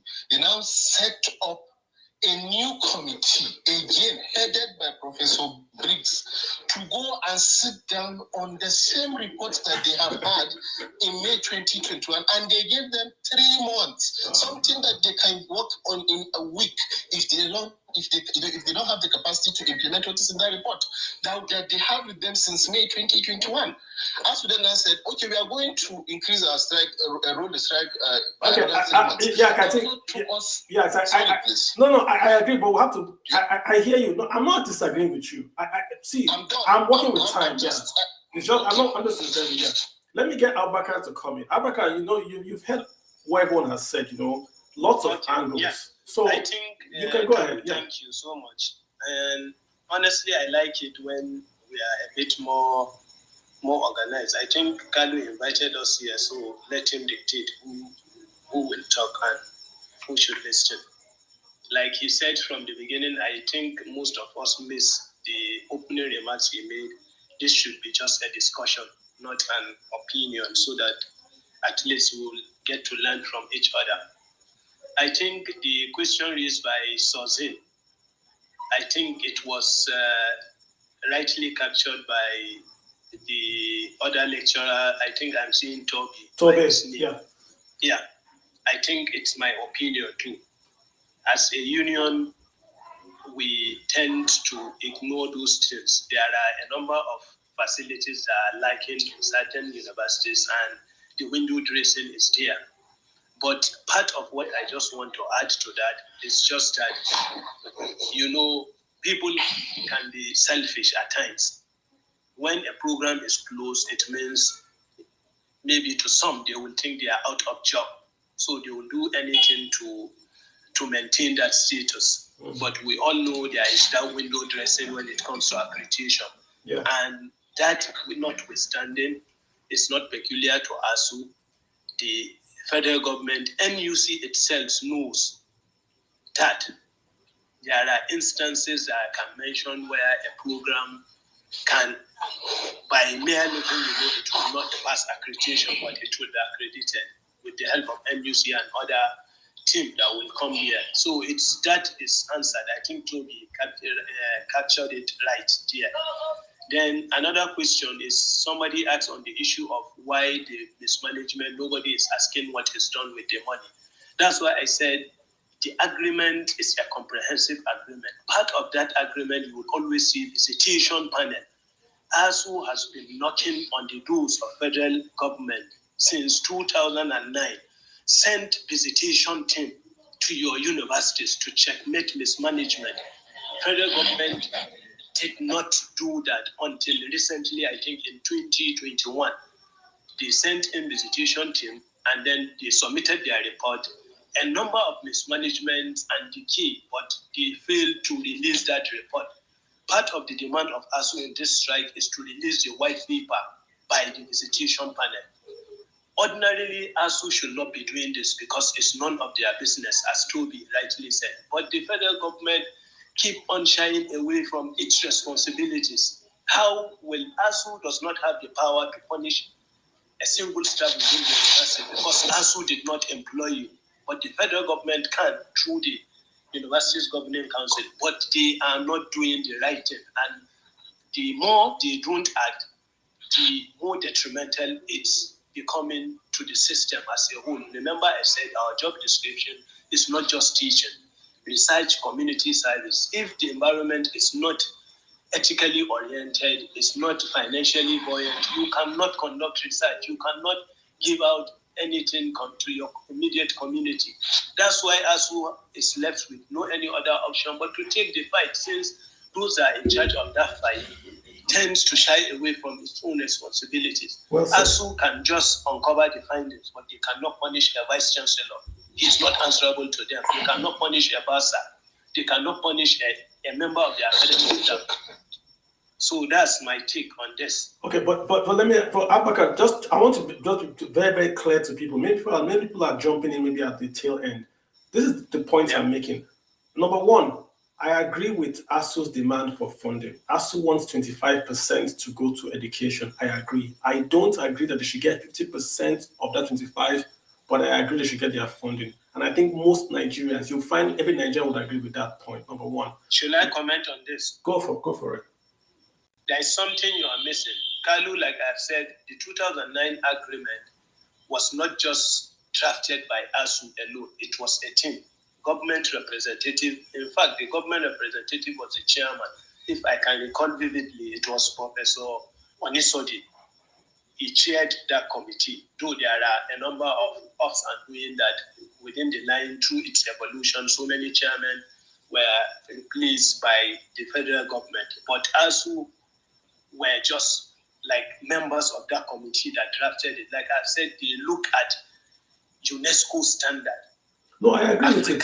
So we agree. The UNESCO standard states that 25% and 50% goes to tertiary education. No, that's not true, sir. That is not true. You can check. UNESCO, no, I posted the figures. UNESCO says 26% to education. It does not say 50% to tertiary. As a matter of fact, UNESCO says if you pay more money to tertiary, it is regressive. This is quoting UNESCO. Yeah. I put on my Twitter feed. UNESCO says there is no country. Then secondly, Kalu, sorry, I will just make this one point and then I will allow you.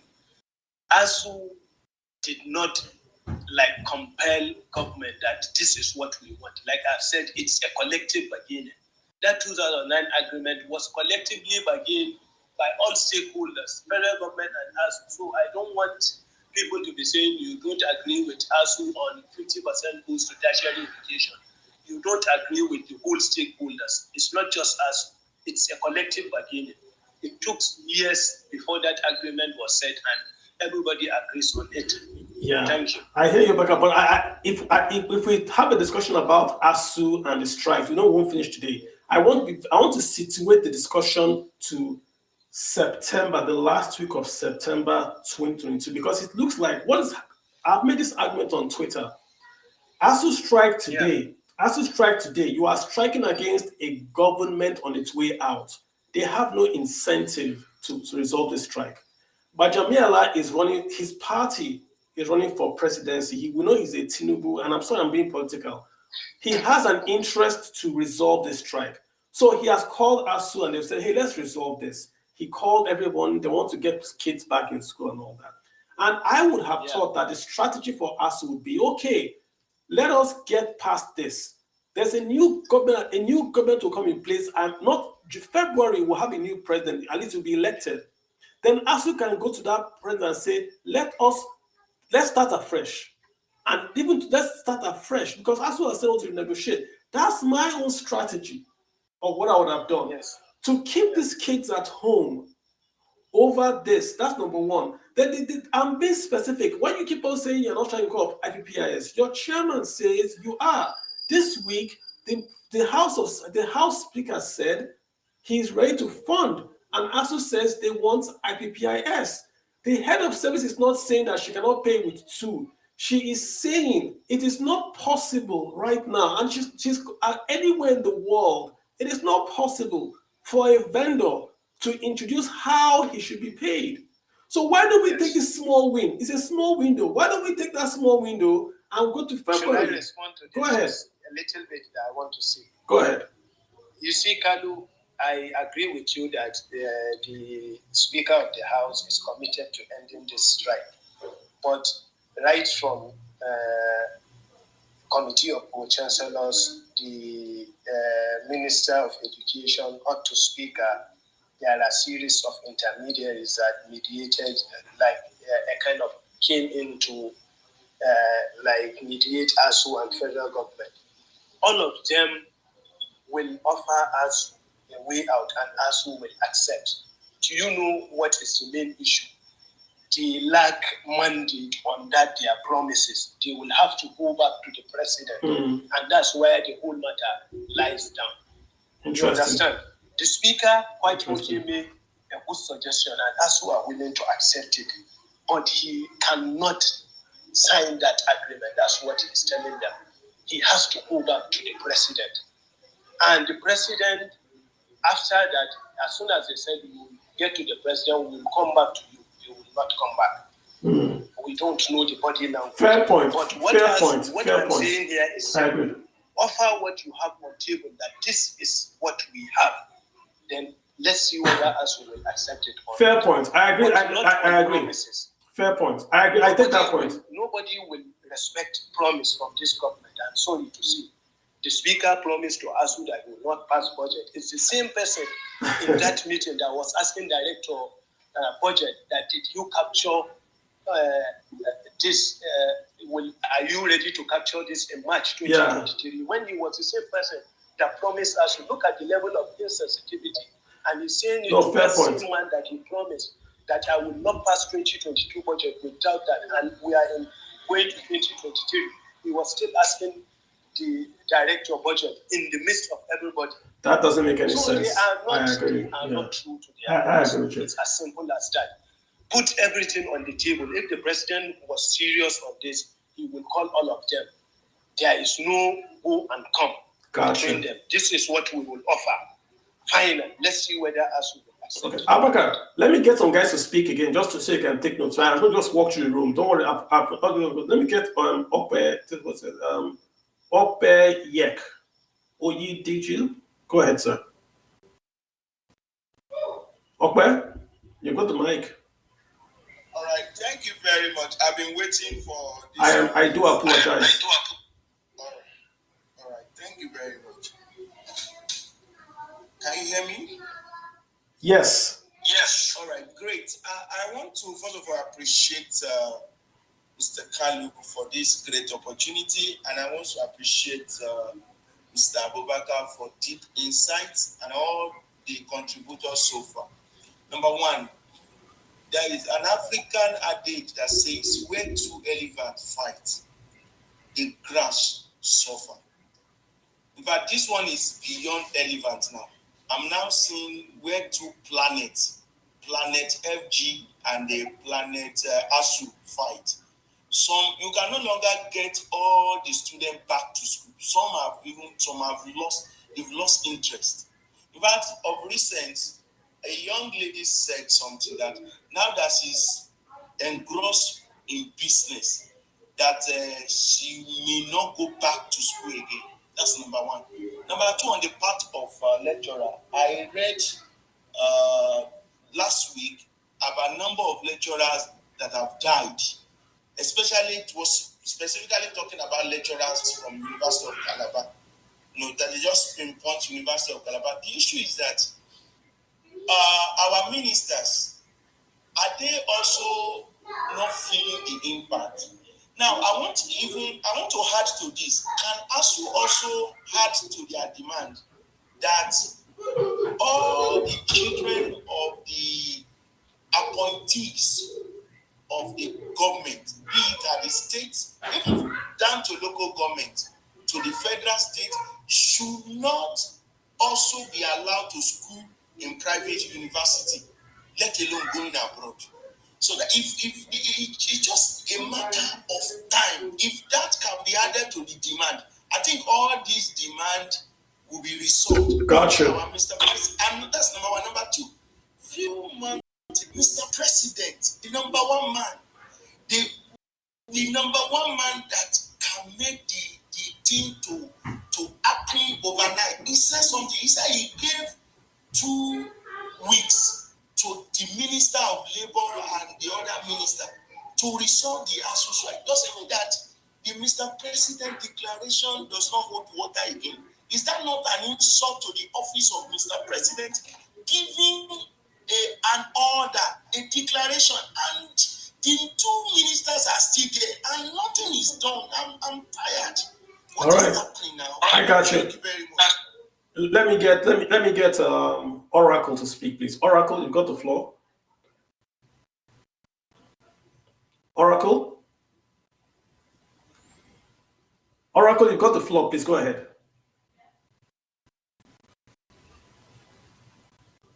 Oracle, you've got the floor. The second time I'm adding you, sir. Can you hear me, sir? Oracle. Abakar, did you hear? Yeah, I heard Opiak. You see, on the issue of, I agree with you. Yeah, can you hear me? Okay, Oracle is back. Yeah, can you hear me? Yes, go ahead, sir. Oh, okay. There are some things that I'm also very happy. I'm one of those who actually tackled Mr. Kalu when he was making his trend on ASUU issue. I'm not a lecturer. I'm someone who is quite very much interested in the academic system of Nigeria. Like, we are the ones who are bearing the brunt of the whole rot system. And I will say that just like Iyaz was trying to point out, there are some examples that you are giving that doesn't correlate with the situation. Like the question that you asked, like, how can a vendor be the one to request the method of being paid?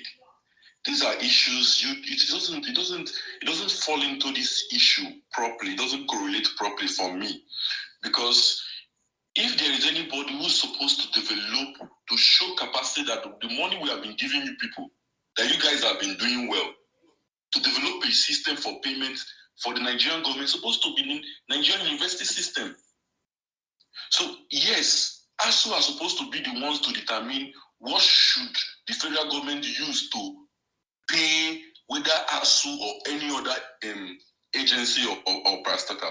So ASUU should determine that. I strongly believe in that. That's one. Then secondly, if it has come to the situation they say there is 2 payment platform and federal government cannot use 2. And I've listened to the chairman also that these UTAS in questions have been scrutinized and it has passed the test, and it's passed more than the IPPS. So who then again is then saying that we cannot use 2 platforms? Why not use the one that is much more reliable? If UTAS is more reliable, what do you still have IPPS doing? It is illegal. So look, listen, the thing is that when we talk, right, talk within the situation you find yourself. If the federal government says they want to use color A, you cannot say color B is better. They say their law, when money is paid out, they have their way of auditing. You heard Abakar say that the Accountant General looks at ASUU's payment as just a subhead of some department. That is how they are accounting. If you don't want IPPIS, then you don't take their money.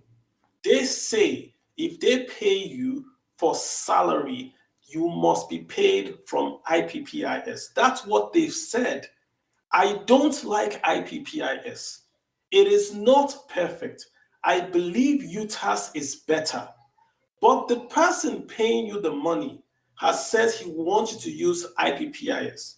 If Nigeria goes to the World Bank for a loan, and the World Bank says Nigeria must go through JP Morgan Chase, will Nigeria go and argue that GT Bank is better than JP Morgan Chase?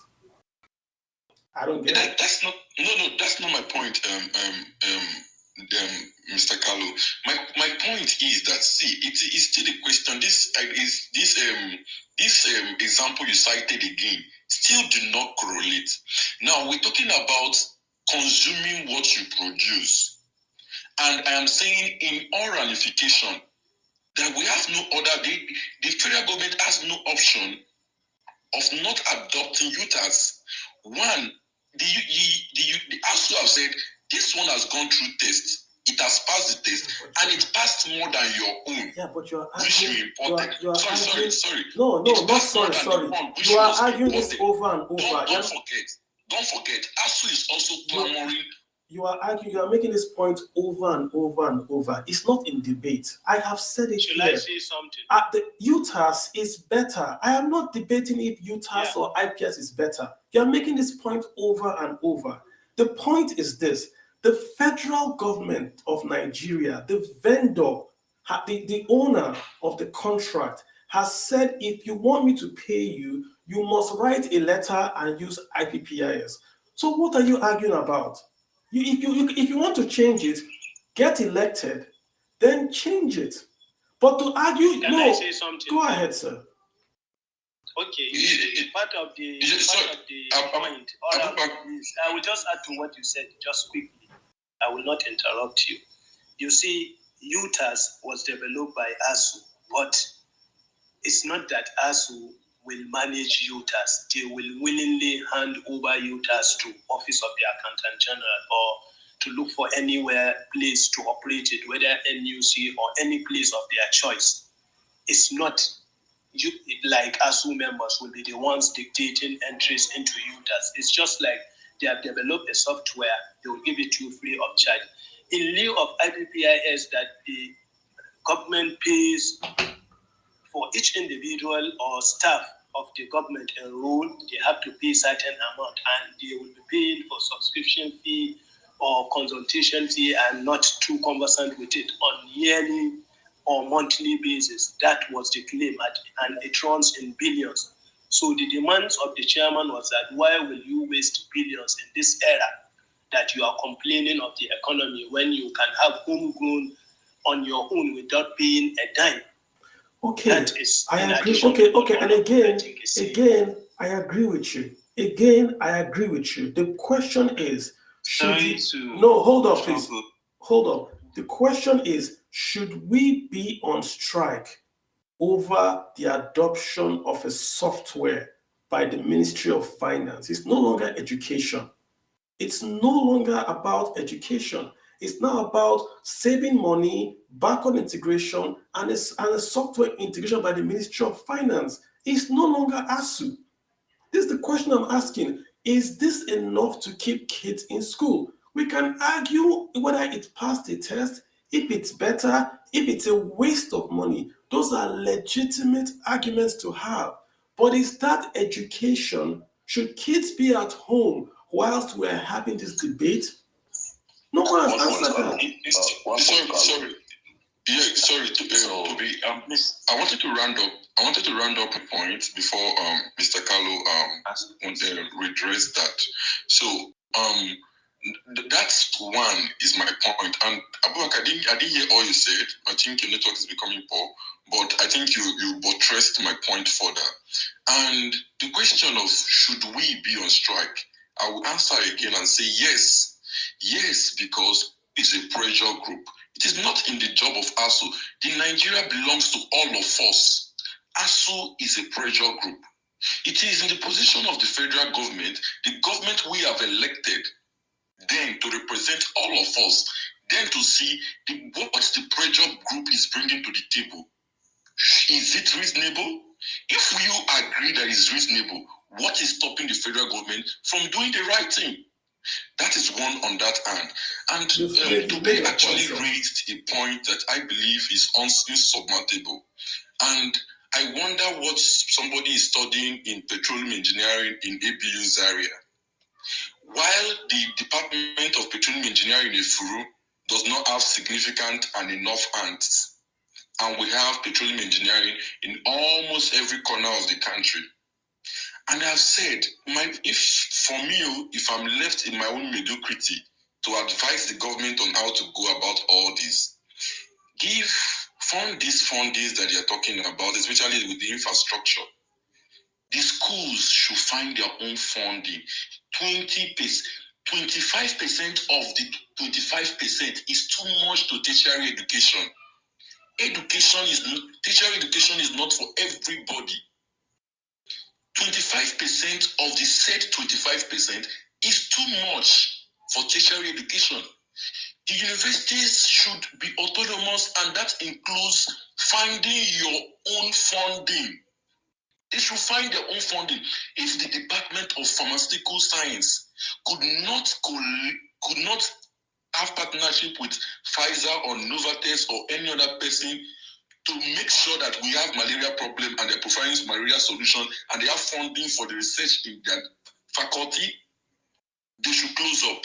All right, so let me Oracle, I've heard close the damn working department. Okay, no worries. That's sorry. I apologize for that, guys. Mudara, let me have you, please. I apologize for that. Hello, Kalu. Yes, go ahead, sir. I can hear you. Yes, I think in every institution has an internal generated revenue, if I am correct. And I think the tertiary institutions, or I would say the VCs, actually do not do anything. They do not pay the staffs, neither do they build infrastructures. So I'm always wondering, what are they using this internal generated revenue for? The federal government paid their salaries. The federal government build infrastructures via TET fund.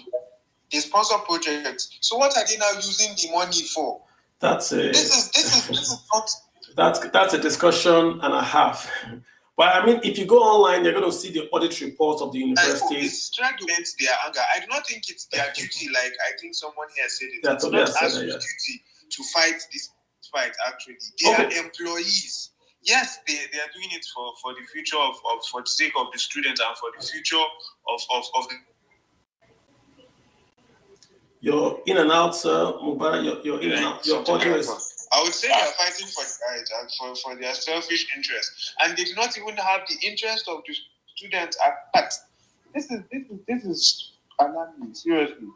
Okay, let me, Abubakar, let me just ask. Let me take out. Can I say this? Real quick, sir. Real quick. Sorry, Carlo. We have ASUU staff here, ASUU members here. I want to ask actually, there is actually an internal generated revenue in every.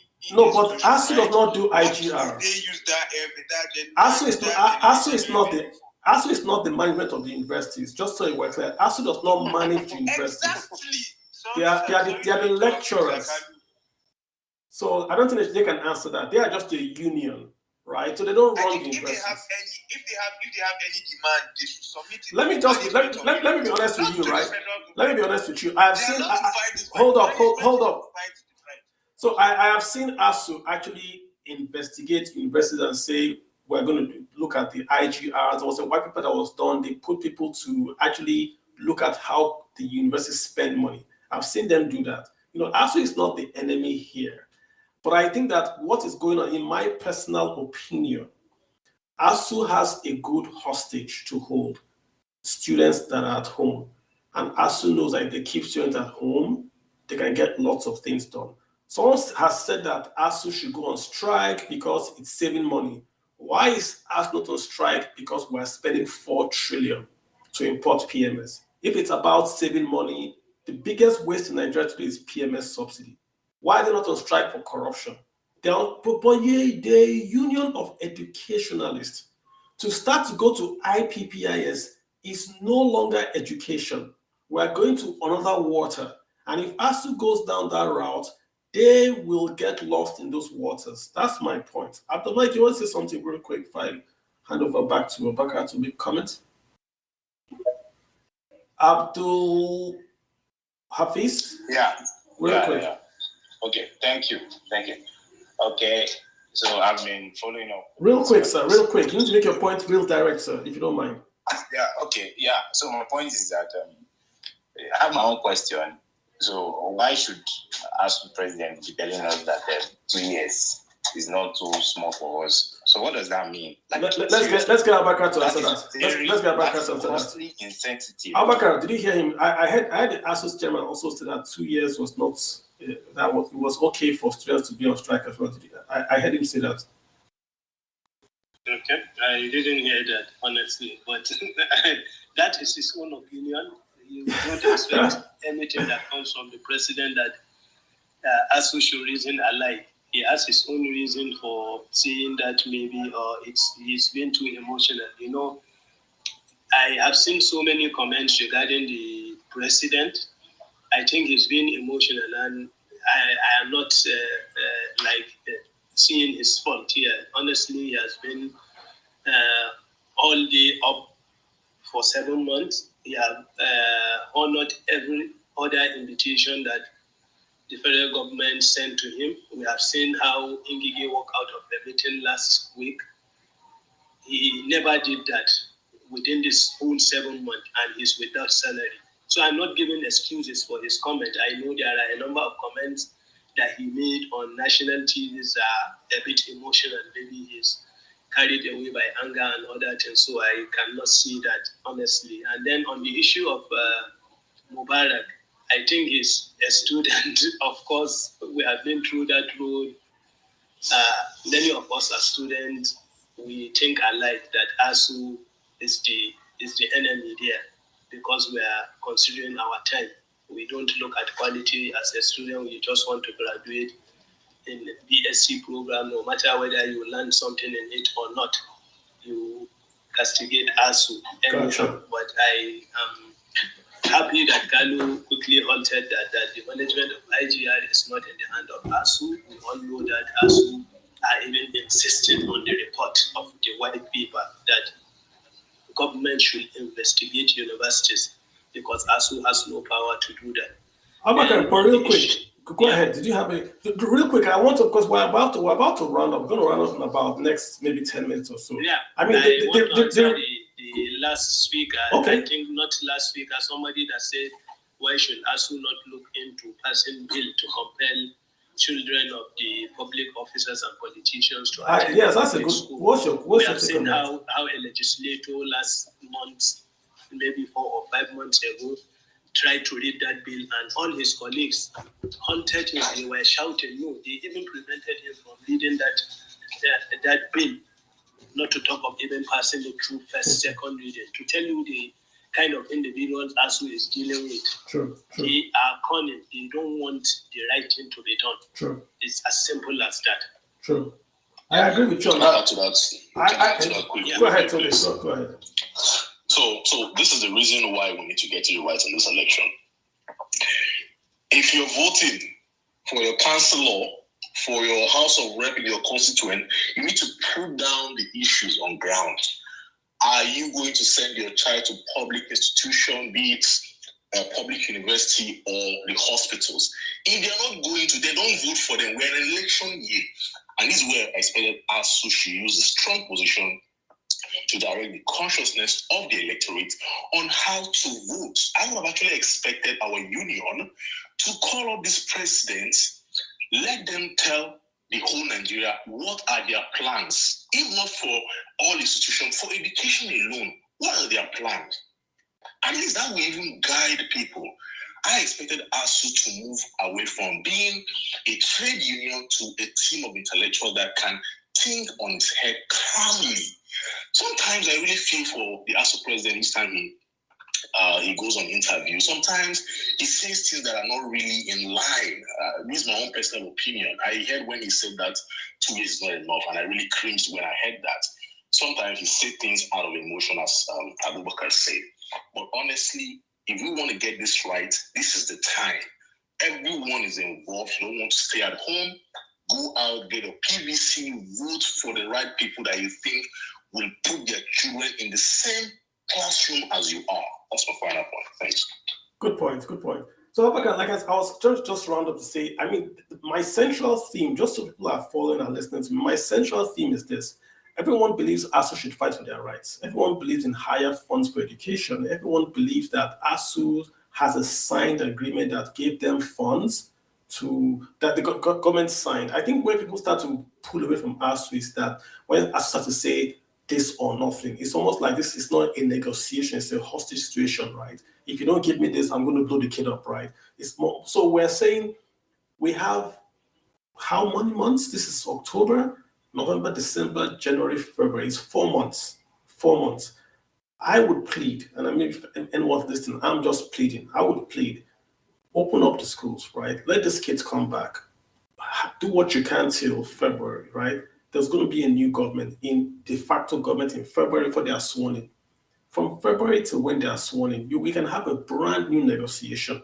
They might put a guy there that was going to talk to them and say, this is what should happen. Because keeping these kids at home now, I don't think anything can happen. These guys are outgoing. They are outgoing. There is no incentive. And if anything they sign today, of course, ASUU knows that thing is not worth any whatever it's worth on paper. This is just a plea. There is no point, and there's a court order. That's a perfect quote unquote excuse to call up the strike. There's no argument we're going to make here and say, Utah said this, government said go, and it doesn't really matter again. Our kids, our future at home. I think we should call the strike off, move it till the new president. The lawyers have called the 3 presidential candidates. The Lagos State Chamber has called the 3 presidential candidates. Let ASUU call the 3 or 4 or 5 leading contenders and ask them directly, what is your plan for education? And let them answer. But call the kids back. And then wait for February or June, as the case may be.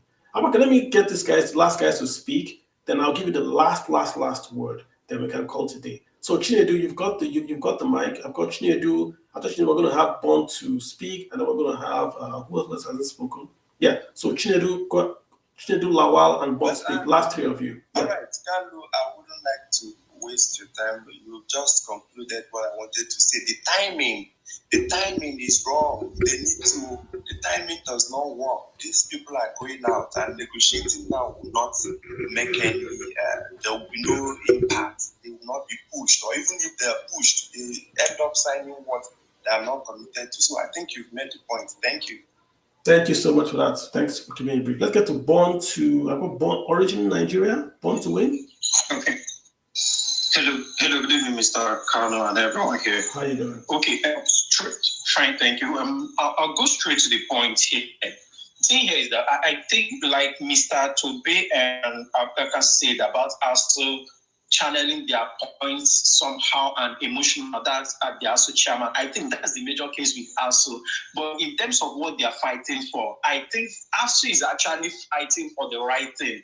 Because let's be frank, if we ask ASUU to go back to school and continue, sorry to the students that have been affected, ASUU goes back to school, the federal government will relax and they won't commit to all these things they are agreeing. Okay, for example, I was finishing school when the strike that happened in 2013 happened, that happened for 6 months. We know what's happened, and since then, several other strikes has happened, and I can perceive what ASUU is fighting for. For example, I'm a pharmacist, for example, and I can relate with what some of these ASUU members are fighting for, in the sense that sometimes, for example, I study pharmacy, so I know what it means to be in the laboratory funding and all of that. I know most of my lecturers that have to use their money to buy something to ensure that students do their practical sometimes. And you can imagine being a lecturer, the amount of money you are being paid, and you are committing it to all of those things. It's not easy on the part of ASUU. The students management is messing up funding, and ASUU is taking the hit, and government is being complacent. So I think ASUU is actually fighting a good cause. If only they can channel it properly and then get the attention of the populace to support them, because government is meant to fend for the people and not ASUU. Actually, that's what I just want to talk about. Thank you for giving me the time. Thank you so much. I appreciate that. Let's get Lawal to end and we're going to Baraka to end it for us. Lawal Adewale, please go ahead, sir. Good evening, everybody. Can you hear me? Yes. All right. I don't see the issue with, I think both ASUU and federal government are not being sincere, and that is where the issue lies. They've been striking over and over again. Government will promise them, they will not fulfill. I think it's because there's no sincerity in the agreement. Why? For instance, I'm a postgraduate student from the University of Ibadan, and I paid 10,000 naira as bench fee in order for them to be able to supply me some of the materials. But the school collect the money. ASUU does not fight. I don't have the materials. I have to go outside and do practicals elsewhere. So I think the issue is complex. Hello, can you hear me? Yes. All right. I think the issue goes beyond what we see, because I believe ASUU should be able to go in line with what the management, because that, to my perspective, I think the management are supposed to be negotiating with the federal government. And ASUU will do, sorry, I don't know how I'm going to put this. So there's a lot of research work. I believe that ASUU has right in some cases, but in some cases they are not being sincere. Take for instance, we also know that Nigeria presently has revenue and expenditure problem. And I believe their demand is exorbitant. They should be realistic with what they are demanding. So I yield the mic. Thank you. Thank you so much. Everyone has spoken. I do appreciate you. I know, sorry to intrude. I have a thing or two to say. How are we sure that the Utah ASUU is wanting to is not as corrupt as IBs? How are we sure it is free from all corruptions as they have claimed? Well, they say it was tested, but let me get Abakar. It's going to make the last. They say it's been tested, but let me. Abakar is going to make the. Can answer this better. You are an accountant. Yes. It was the NIDA. I think NIDA is the body in charge of certifying all other electronic softwares and other things in the country, and they tested Utah's U3PS and IVPIS, and they scored Utah's best. So it's not ASUU that tested it; it's the government agency in charge of that. So I think that should not deviate. It's nothing much to say on that. Okay. I think the results. So you've got the floor, sir. You can sort of closing remarks. In all, I think, like you said, we are rounding up. Thank you, Kalu, for organizing this space. I think the little we have discussed here, people have heard their view, and there are a number of take-home from so many listeners and speakers. And then the issue of in-house rearrangement in ASUU, I assure you it's ongoing. We have ASUU, it's a union of intellectuals, and you don't expect them to reason alike. There is evolution. It keeps on changing. We are not saying ASUU is perfect, but they are fighting the right cause, as we have highlighted. There are faults. Maybe somebody can attribute to ASUU or a member or outside, but we all agree there is room for improvement in the day-to-day affairs, and we cannot rule out some of the milestones ASUU achieved. Even the government at some point, they have tried. We have seen the revitalization funds being released in the tune of 220 at some point in around 2010 and in 2014 by Jonathan-led administration, and it goes a long way in resuscitating university. When you look at so many buildings in universities, you will see the lead assessment of 2014, and it's visible to tell you that funding is necessary. And so much more has been said. We are not here to argue. It's a matter of opinion, and people are entitled to reason. Students will be emotional, they are affected, but I'm telling you, as ASUU members, we are more affected with strike than any other stakeholder. If you are a student, majority of our members are also students. Their studies are cut short with strike. If you are a parent, you have children at home. ASUU members too are parents. They have children at universities also studying. But one thing that is unique to ASUU is we are the only ones without salaries during strike. All other individuals or stakeholders have one or two, but we have three common to us at a time. So forgive the chairman sometimes, like you said, he is being too emotional. He is carried away by sometimes so much stress, attending meetings here and there, forth and back. Governments have not been sincere. So sometimes the rage and anger in him tells you that even when he sat in the meeting, you look at his face, you know he's not at his best. But he's a strong man. We thank him. He's the commander we look into at these trying times. And then, Kalu, I don't know whether you have something to say. It's really nice hearing from members here, or this space has been a really interactive one, especially contribution from Toby and other members. No, thank you so much for the time. I think it's just you have the final word, so I won't really add anything to it. It's just to say we want to have a space with someone. Thank you. Okay, thank you. Sorry. I think in a nutshell, I think I would say ASUU should. Thank you guys. I know. Thank you everyone. Thank you so much, Abaka, for the speech. I think we just want to have this space to have you guys from that sector. You guys should come up and just tell us your own side. Maybe we're being too hard on you.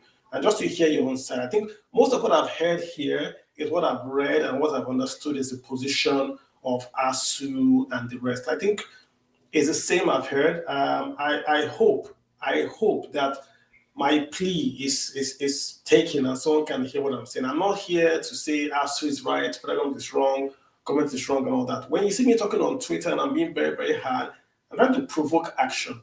And the only constituency I have that I'm fighting for are the students. I don't want the students to be at home. And there's a reason for this. Many reasons. I'm a financial guy. There is no economy that has grown that did not invest in education. Check it out. Any economy is in the world, anyone that the GDP per capita is rising, it follows an expenditure in education also rise. So there's a direct correlation between education and GDP per capita. That's just the truth. And even apart from that, we are uncles, we are brothers, we are fathers, we're paying for school fees. We don't want to see kids just wasting away at home. So it's an appeal to ASUU. You are right, but please call these kids back and let's wait for the new government. It's just February. Call them back. Call them back. Let's wait for February and let's see if we can get a good or better government in February that will listen and perhaps pass a new bill. There has to be an ASUU bill. You can't be doing strikes and agreements. You have got to pass an ASUU bill that encapsulates all what you're requesting for into a bill that is voted for, so that going forward, there is no back and forth on that anymore, right? So that's what I just think should happen, please. So thank you so much, guys, for being here. Mr. Abdul, thank you so much for short notice. Abakar, thanks so much for short notice agreeing to be here. I appreciate you. All the guys have spoken as well and contributed. Thank you so much. Guys, it's happy birthday, Nigeria. Go out and enjoy your holiday. We live in a country, it's not perfect, but we have a chance to make it perfect. Be deliberate in 2023. Connect the life you want to see with the ballot in your hand. Be deliberate in 2023. Don't complain for 4 years. Be deliberate on that day and vote right. Thank you, guys. You guys have a great day and bye.